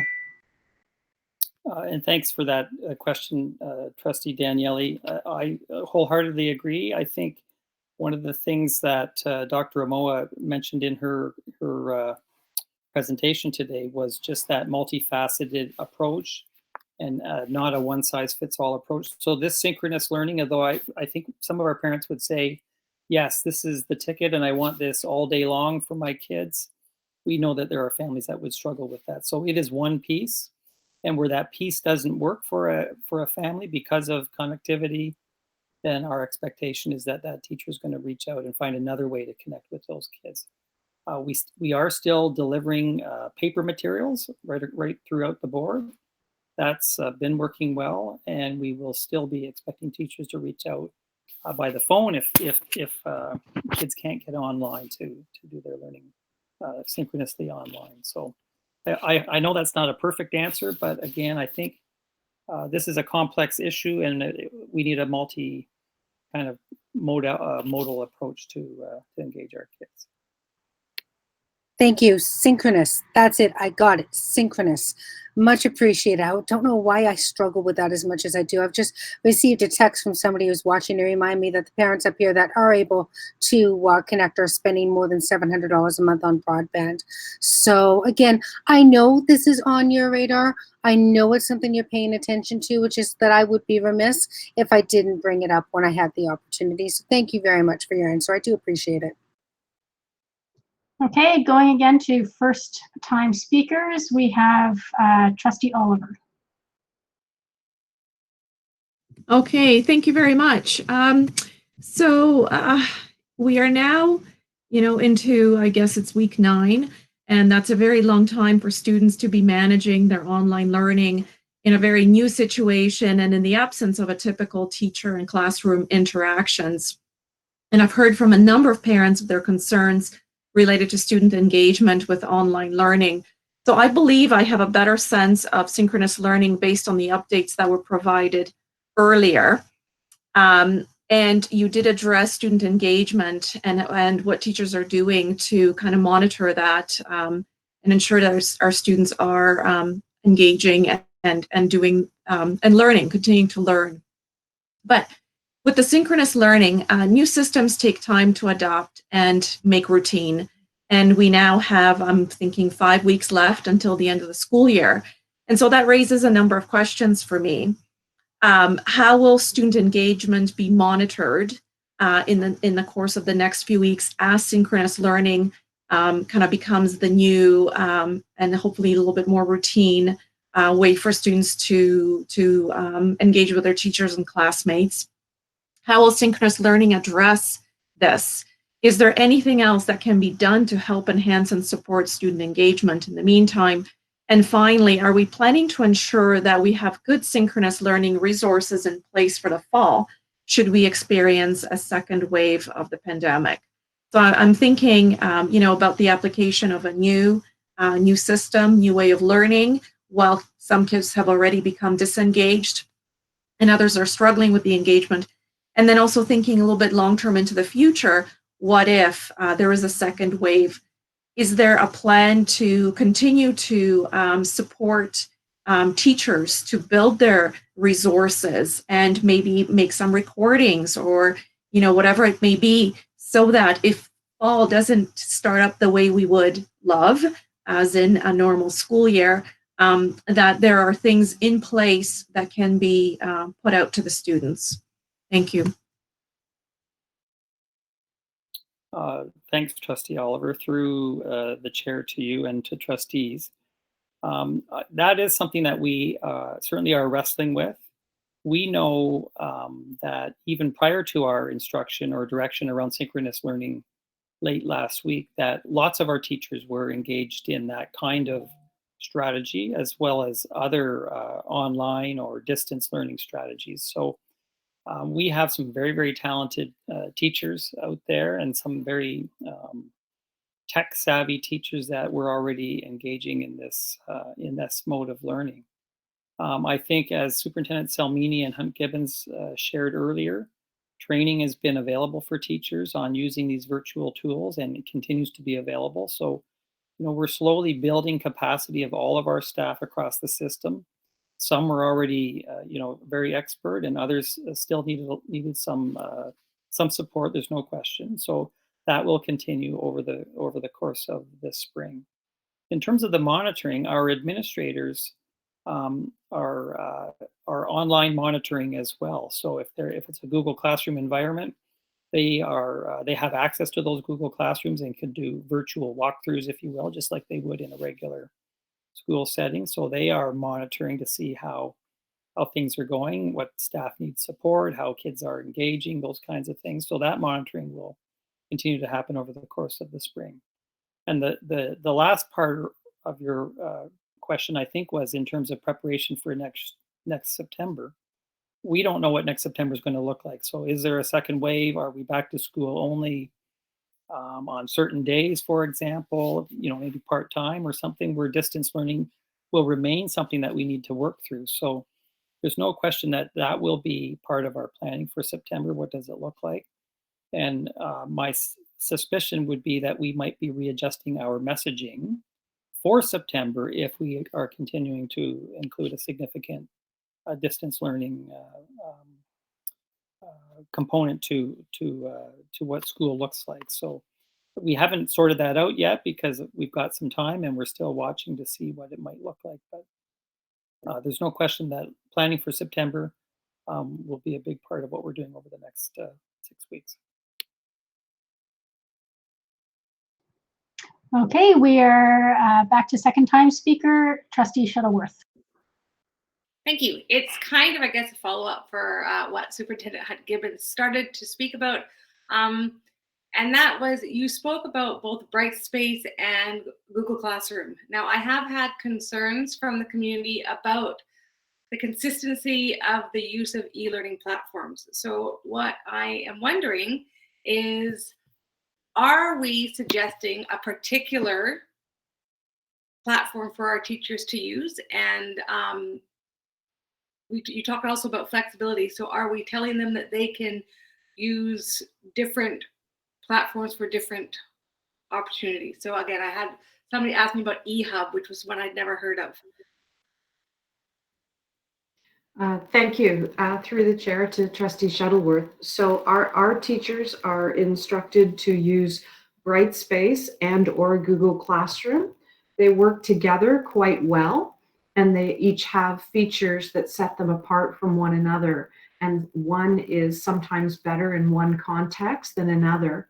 Brightspace is also known as D2L, is the ministry platform endorsed across the province. And anyone using a Google Classroom can host that classroom within Brightspace. And so those are the two that our teachers are using and that we are supporting through PD sessions and one-to-one mentoring sessions, and have been throughout this distance learning piece, because they do complement each other so very well. And so those are the only systems that we are using. There are a whole variety of tools that are available within each one. And that they would include things like they each have different voice audio capabilities, text features within, community building features, pre-recorded lesson availability, different ways of doing lessons and weekly check-ins. And so depending on what subject you're teaching and how you're teaching it, you might choose one or the other. Many of our teachers are in fact using both because they're hosting their classroom within the Brightspace. So if you were talking about something else, I'd have to actually see it, because the only two we are endorsing and supporting are Google Classroom and D2L, which is better known as Brightspace. Okay, thank you. Again, as I said, I've had a couple of parents question me about the consistency of platforms and had mentioned that, so I'll get in touch with you about that later. Thank you. Okay, we have another question. Second time speaker, Trustee Collard. Thank you. Through you, Chair, to Superintendent Gibbons. And this relates to the Trustee Shuttleworth's question. So to support student engagement, parental support is often required.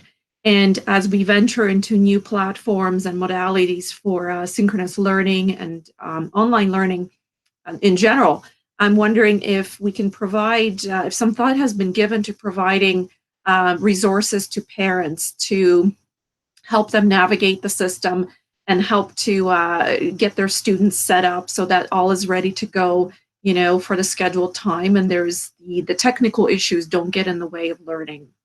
Thank you. Thank you, through the chair. Both D2L and Google Classroom are very familiar to our students. Anyone who's taken an e-learning class has used D2L, and the vast majority of our teachers were using Google Classroom in some capacity. There are some support videos out there. The difficulty at high school becomes that everything is through the student's email. It's that gradual release of responsibility model that has students taking greater ownership for their work. And so parents wanting to help students would have to be using their students' email address and their login information. That is the only way they would have access to those pieces. And at this point, since we're now 9 weeks in, I believe, we don't have any students who are not logged in unless they have those issues that Trustee Daniele was talking about, and it's more of a technological piece, and we're supporting them through telephone instruction and through pen and paper materials, because it's been seen that it's really the device and the Wi-Fi and broadband that has been our issue in that sense. If someone was having problems specific to one of the various tools or something new within one of those two learning areas, then all of our sessions have been offered out to students, but a parent could certainly email that teacher and say, you know, Johnny's having difficulties with this. And I would appreciate any information, and then we could share links to that or provide more clear instructions, because certainly that information exists. It's just that parents don't have access to D2L or Google Classroom in the same way, because it's all linked through their own student. Thank you. And just to follow up, is the same true for the elementary students? In terms of the ability of parents to support their young students in the technical aspects. So if I can jump in there. So for our elementary students, the platform is Google. It's Google Sites or Google Classroom, and currently not Brightspace. And so what we've done in elementary, because our students are younger and not as independent, when teachers are inviting students into these spaces, we have two things prepared. Documents, one that would help a family that is just a beginner to Google, and another that is a little more geared towards families that already have familiarity, but just, you know, what they can use to get their kids started on certain little tips. So teachers can access those and send those home when they're setting up their classroom.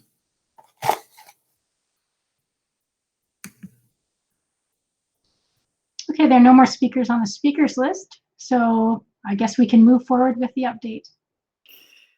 Thank you. That takes us to the end of the COVID update. So back over to Director Miller. Thank you, Superintendent Ruddock, and through you, Chair. I've got a couple of additional COVID updates, but I thought the Minister of Education talked about it would be their hope. I can't remember if he said hope or expectation that boards would be looking at doing proms, graduations, grade 8 graduations, and high school commencements in the future. And in fact, the words he said were when they are safe to do so. We support the minister's suggestion and the position on that. However, it does pose a real challenge for us because at this point, no one can say when it is safe to do so, to have those events. And so we have been concerned here that certainly in large gatherings are banned until the end of June in Burlington. I'm not sure about the other municipalities, but I imagine it's somewhat the same. But even at the provincial level, they just increased that only up to 10 people, and they got to be social distancing, which certainly would be that we need to take a look at this now.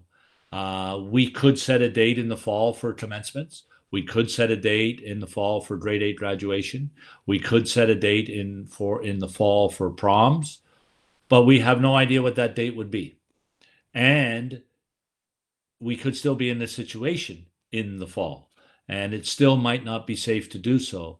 And if that were the case, the students in grade 12 now who have had a challenging year between labor issues and of course the pandemic and many other things, they would leave our system with nothing. They would not have had any kind of celebration for them.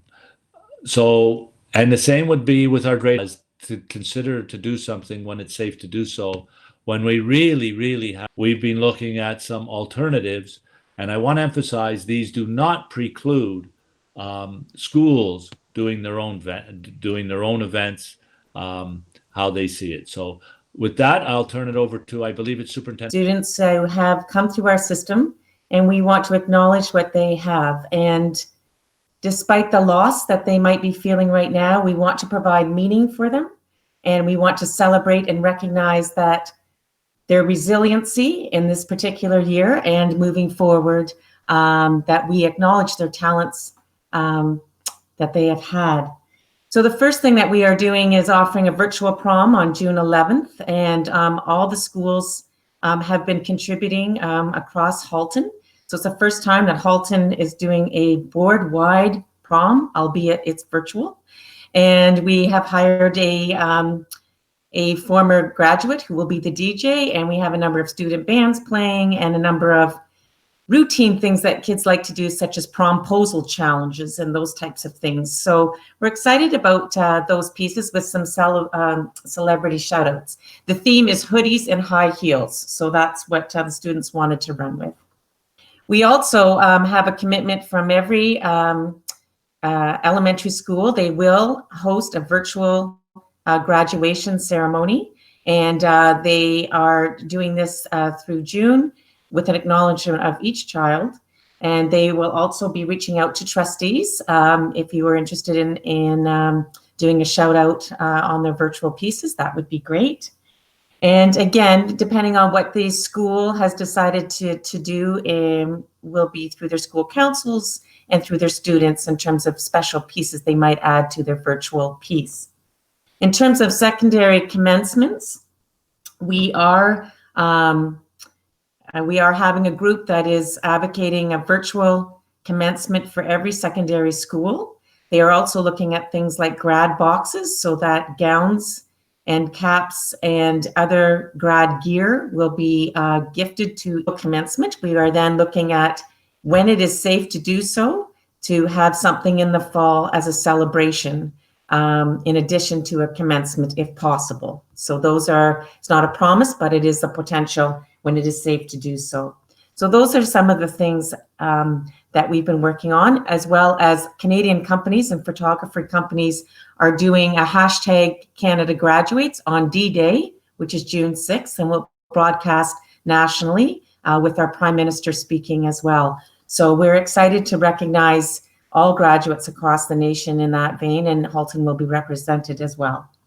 We are having other contingency plans for celebrations as well that normally occur, such as athletic banquets, art shows, and other celebrations for students in a virtual format. So that is what we are planning thus far for June. Thank you. Okay, we do have a speaker on the speakers list. Unless Director Miller, you want to? Yeah, no, I was just going to add one comment, a couple of comments to what Superintendent Newton did. I do want to emphasize that I received some emails from some students who were concerned around this.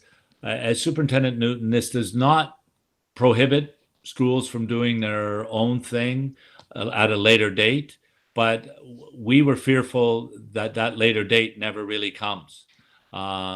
Because there's nothing we can plan. And particularly for proms and commencements, you have to book venues, you have to do all these other things, caterers, etc.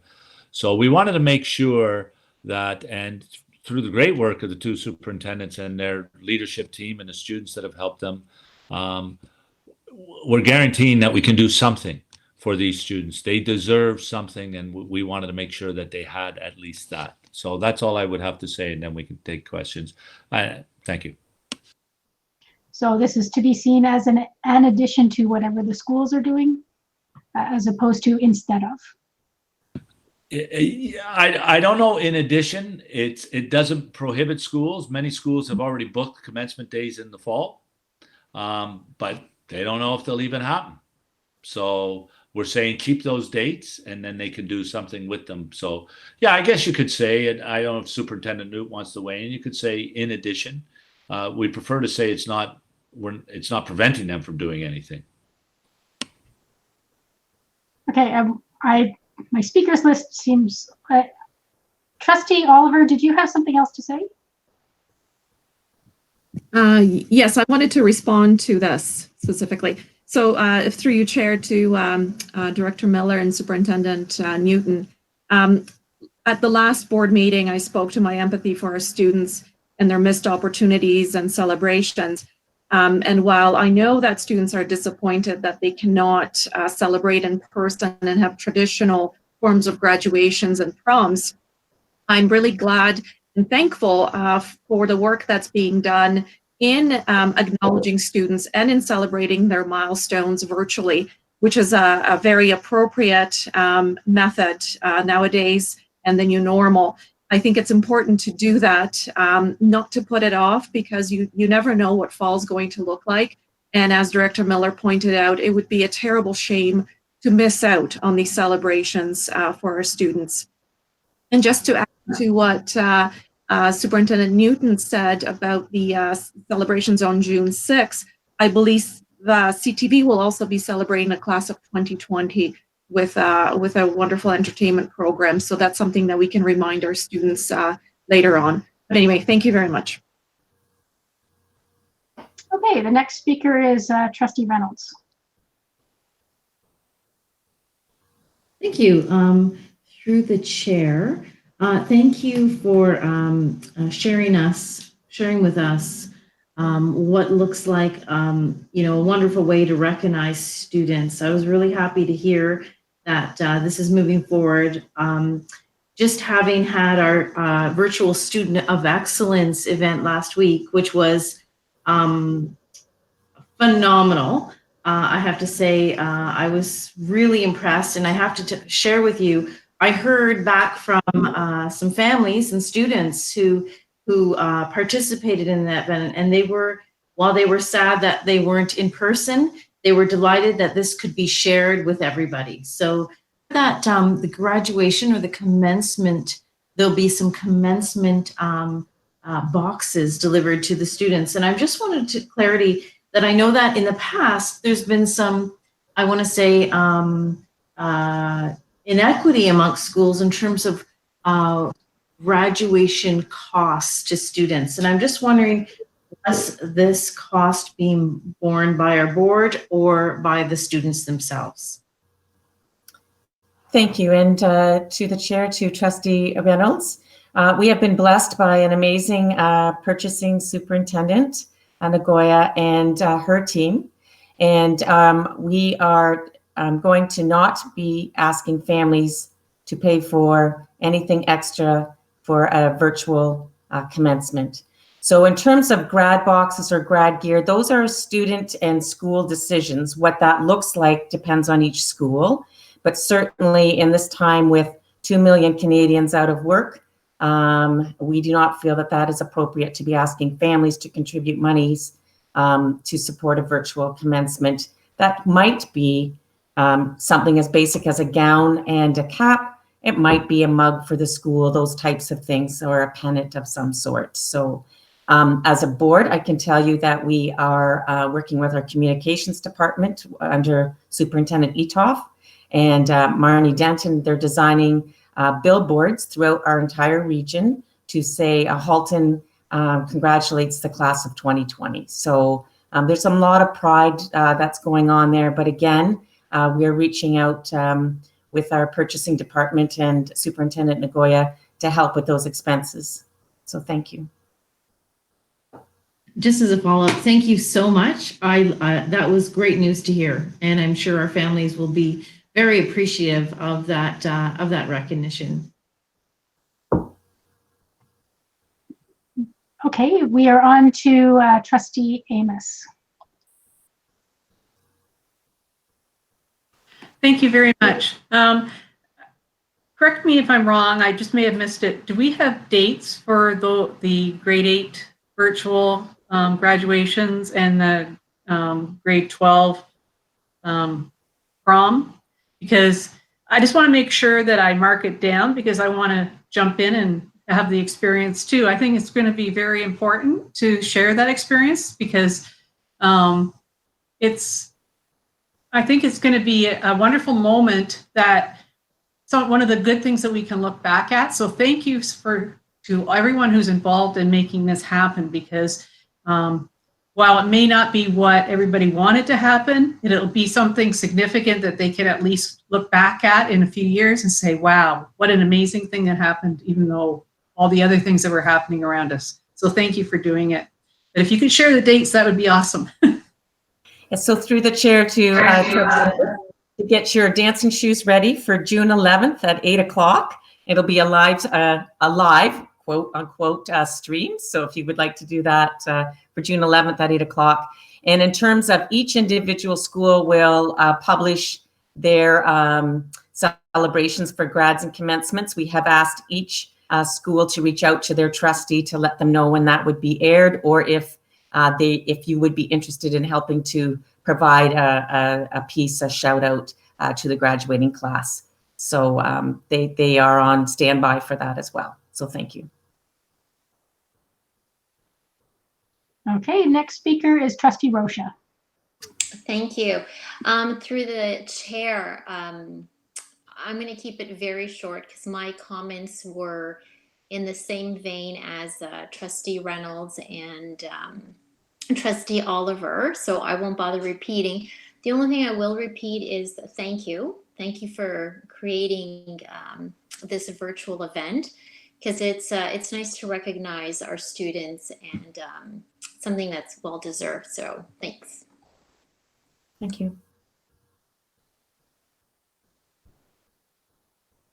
Okay, next is Vice Chair Al Harrison. Hello, everyone. Thank you, through you, Madam Chair.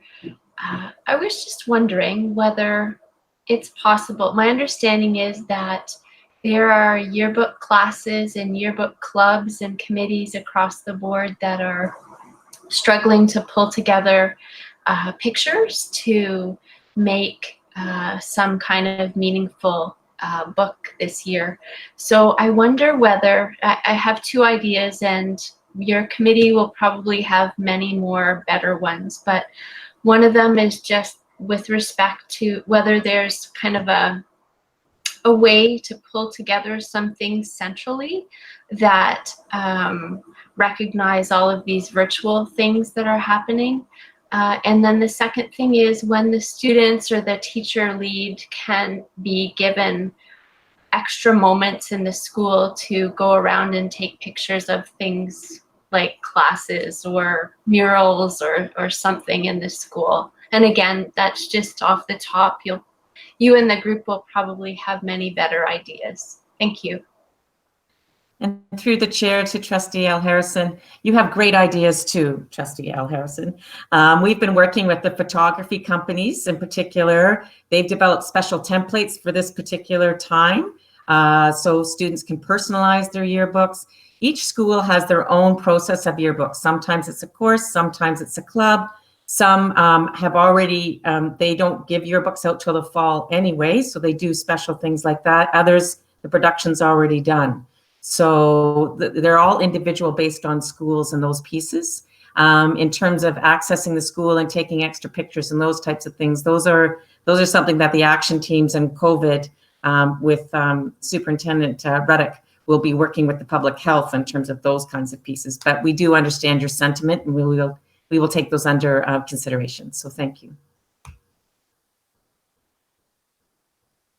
Okay, so there are no more speakers on the speakers list at this point, so go ahead and move forward. Thank you, Chair Gerbentz. One more on, I actually have a couple more updates, but on this particular topic. As you know, we announced it a couple of weeks ago that we have this contingency group led by Superintendents Newton and Pennyfather. We also have a back to school group, which has some of the working groups have started their work there, but that will obviously ramp up in the coming weeks as the ministry has announced that schools will be closed till the end of June. So there's a very brief update because not a lot of work's been done. Just the setup of a structure for the working groups essentially is what's been created. But it's there's two superintendents involved or leading it, and they are Superintendent Podrebarek and Superintendent Blackwell. So I'll turn it over to them for a very brief update. Thanks.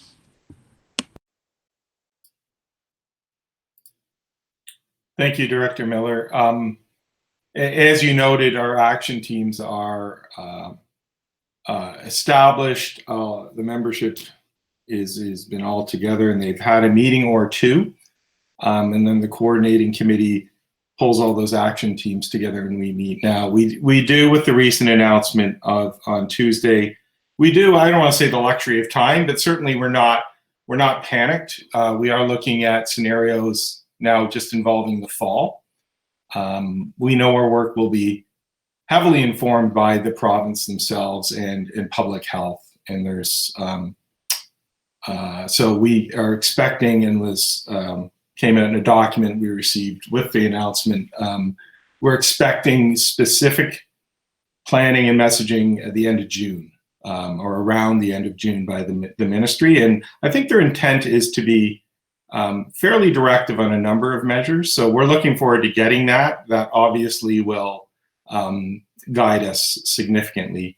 Further to that, though, there's lots of pre-parent planning and scenarios we can look at, and under the spirit of it's certainly easier to modify a plan than it is to build it on scratch. So we are incrementally working away at the many nuances involved with that.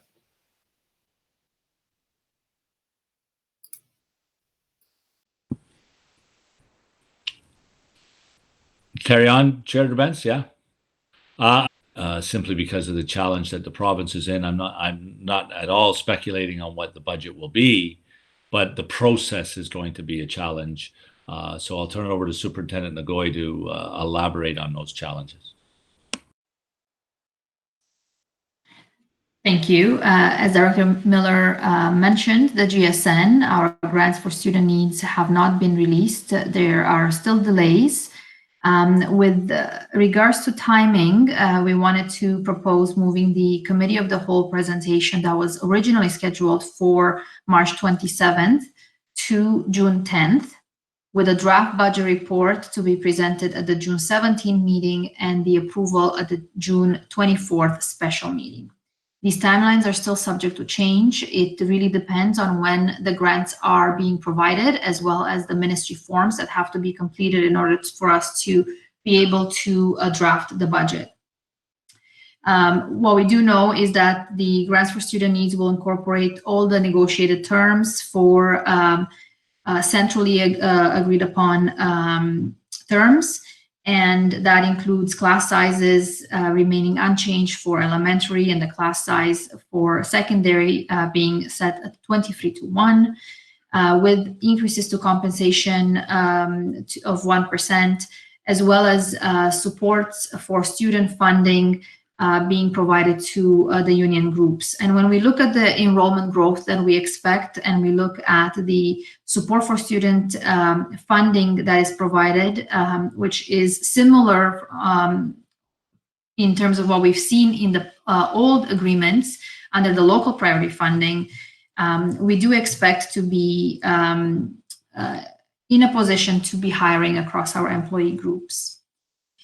We are still cautious as we don't know what the grants for student needs are going to be in their entirety. There's still allocations that haven't been mentioned, and we don't know what the impact of COVID will be on next year and how learning will take shape. What will that mean in terms of some of the items we may have to put in place from a safety perspective and distancing perspective?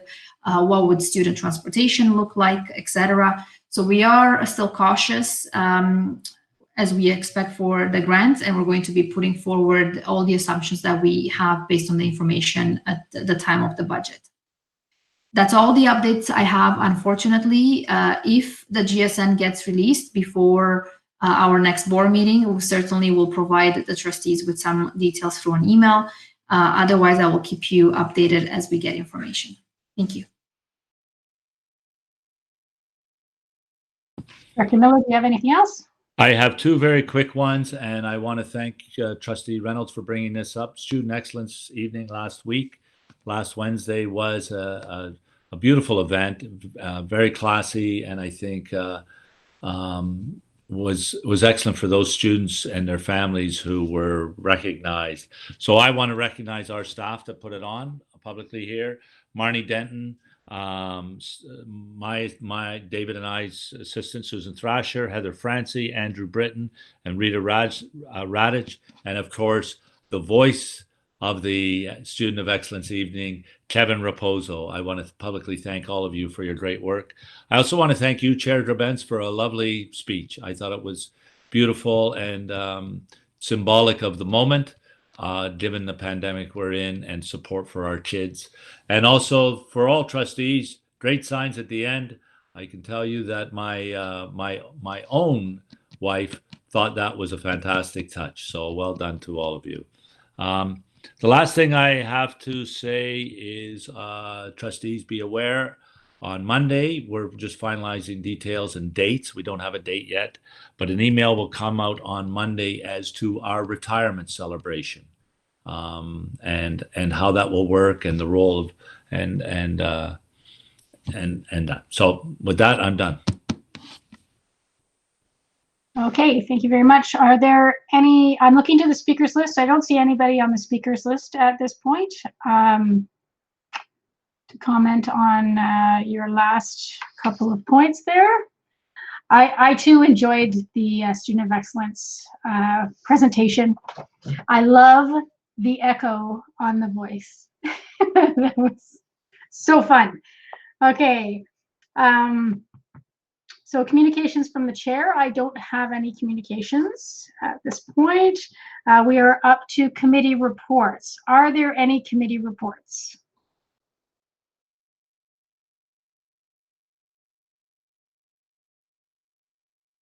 Okay, seeing no one on the speakers list.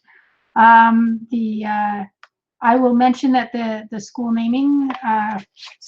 naming governance procedure and policy, as we've got, well, procedure review has met a couple of times at this point, and we are continuing to meet.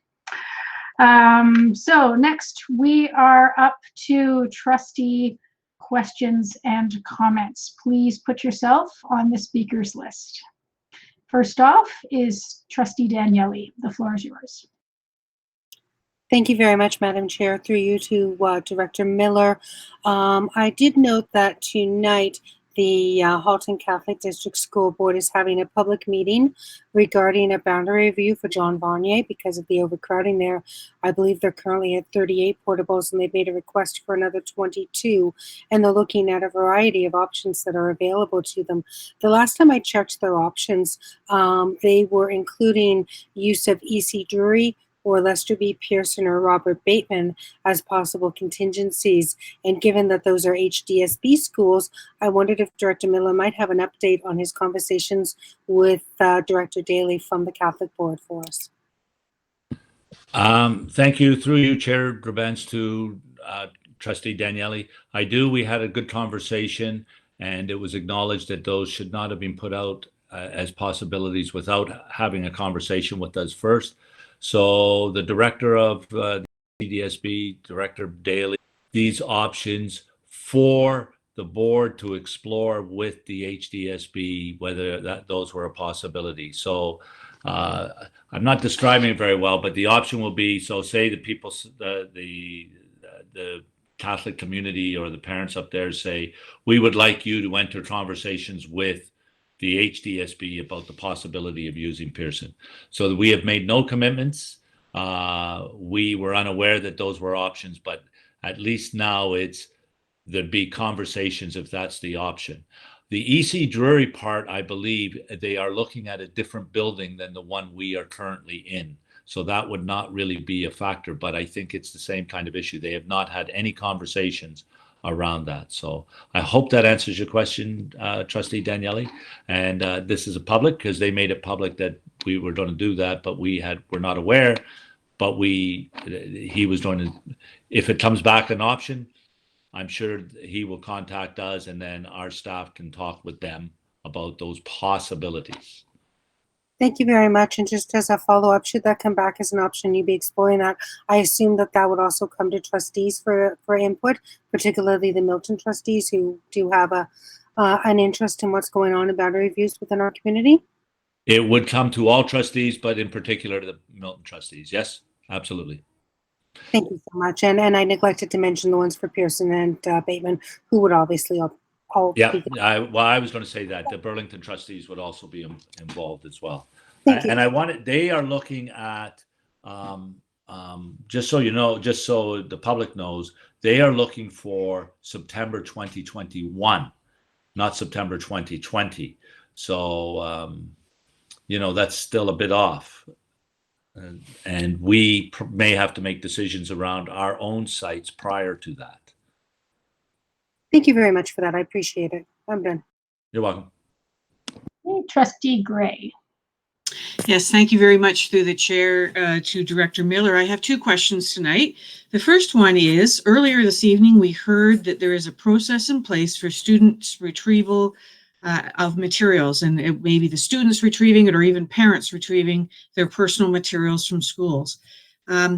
In a reversal sort of a way, what have we got in mind for the retrieval of the technology and assisted devices that have been lent out into the community?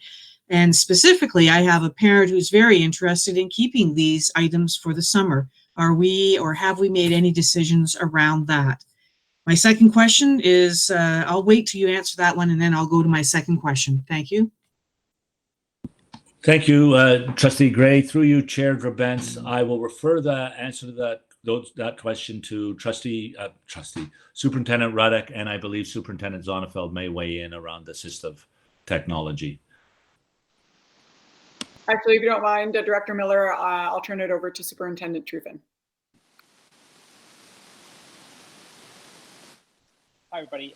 Yes, through the chair to Trustee Gray, we, part of the action team for technology, we are looking at on when we are going to be retrieving that technology back from families, and certainly yesterday's announcement gave us an idea of when we are going to do that. So we are talking about a couple different scenarios. A scenario, if we are coming back in September, schools do need those devices back. Those are the school devices, and they need them. So if we're coming back in September, and we feel strongly that we're coming back in September, we will be requesting those devices back in June. So just like when the students, high school students come in, or the parents come in towards the end of June, perhaps pick up their belongings. When they bring back their textbooks and the school resources, we will want that technology back. If it's an unknown in September for returning, and it might look like we have some continuity of learning going on in September, we don't want to use valuable time returning the technology and then just giving the technology out again. So that's something that our team is factoring in. But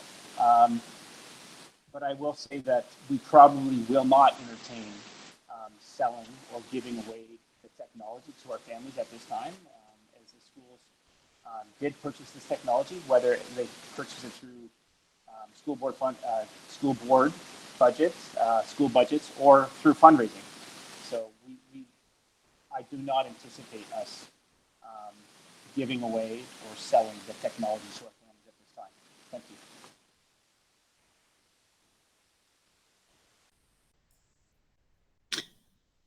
Thank you very much. Through the chair, if I may have the second part of my question, again to Director Miller, and that is, it's a question, Director Miller, regarding staffing. And the question— You, Chair Gourbin, I will turn that question over to Executive Officer McFadden.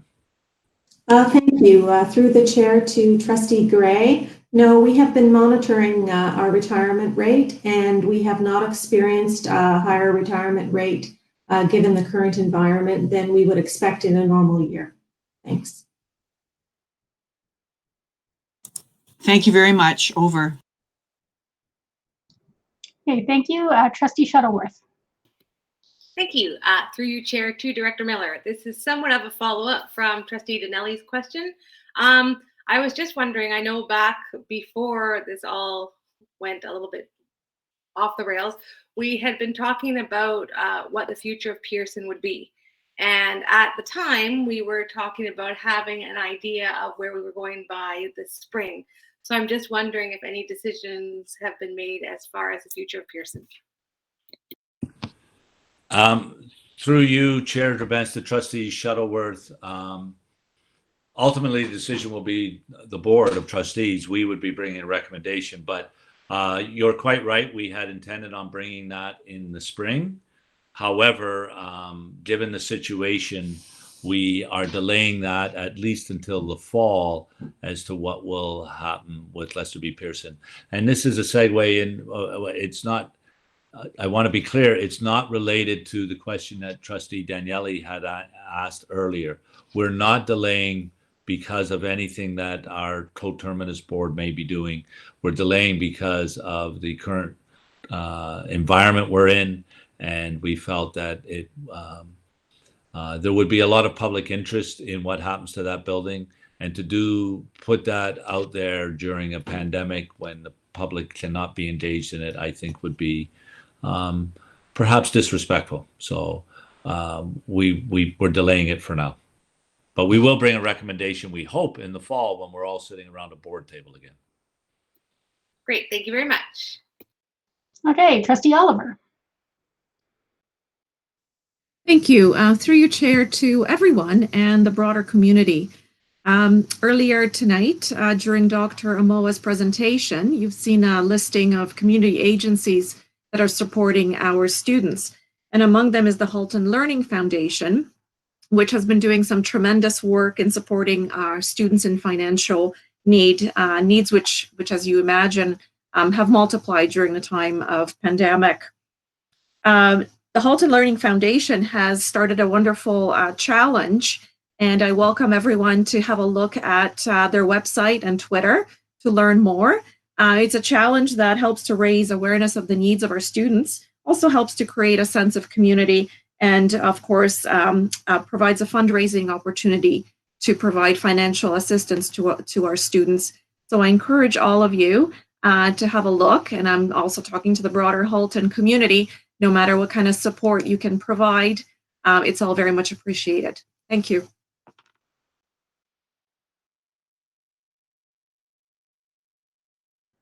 Okay, there's no more speakers on the speakers list, so I have a question. The ministry put out several memos over the past couple days, but one of them included a listing of things that they, I guess, had negotiated with certain corporations, organizations, etc. And some of those things were getting older technology at a reduced rate for boards, or families being able to access reduced rates for internet service providers. And I was just wondering if we are somehow, if we are ourselves as a board thinking of using that, the quote vendors on that list, or if we're making that information available to our community. Through your chair, Gerbens, I will turn that question over to Superintendent Truffin. And I would suggest Superintendent Truffin take your earbuds out. Thanks. Sorry about that, everybody. I hope you heard my previous answer to Trustee Gray. Yeah, I had the chance to read that letter from the minister, Trustee Begins, and certainly we have accessed COSCO, which is in our region. We absolutely have accessed that, and we've provided families who require internet, and that's the families we have addressed, and certainly we heard from Dr. Amala this evening about inclusive design. So we've been fortunate to help out the families who did not have internet access through COSCO. And we've also utilized our other vendor, Bell. So for those families that live in the rural areas, and I know Trustee Daniele talked about that this evening, we've been able to address connectivity for those families. Again, it's a couple of the factors we looked at, variables we looked at were financial hardship and connectivity. So we've used Bell as well. And you're right, some of the devices though, Trustee Gourbin, we've been able to accommodate devices through our own schools. Our schools have been able to provide devices for those families that need a device. And some of the older technology, although great, some of the technology laptops are 3 or 4 years old, and sometimes they would be more problematic accessing our domain and setting them up because they are all older devices. So yeah, we have absolutely accessed some of the vendors that the ministry has provided us. But if you, I know you've read the email, we still have to follow our procurement policies and vendors of record, and all of those things still need to be in place to access those vendors. Thank you. Okay, thank you very much. Okay, there's no other speakers on the speakers list for trustee questions and comments. I'll give it another few seconds just in case. Seeing none, so we have exhausted our agenda, and I declare this meeting adjourned.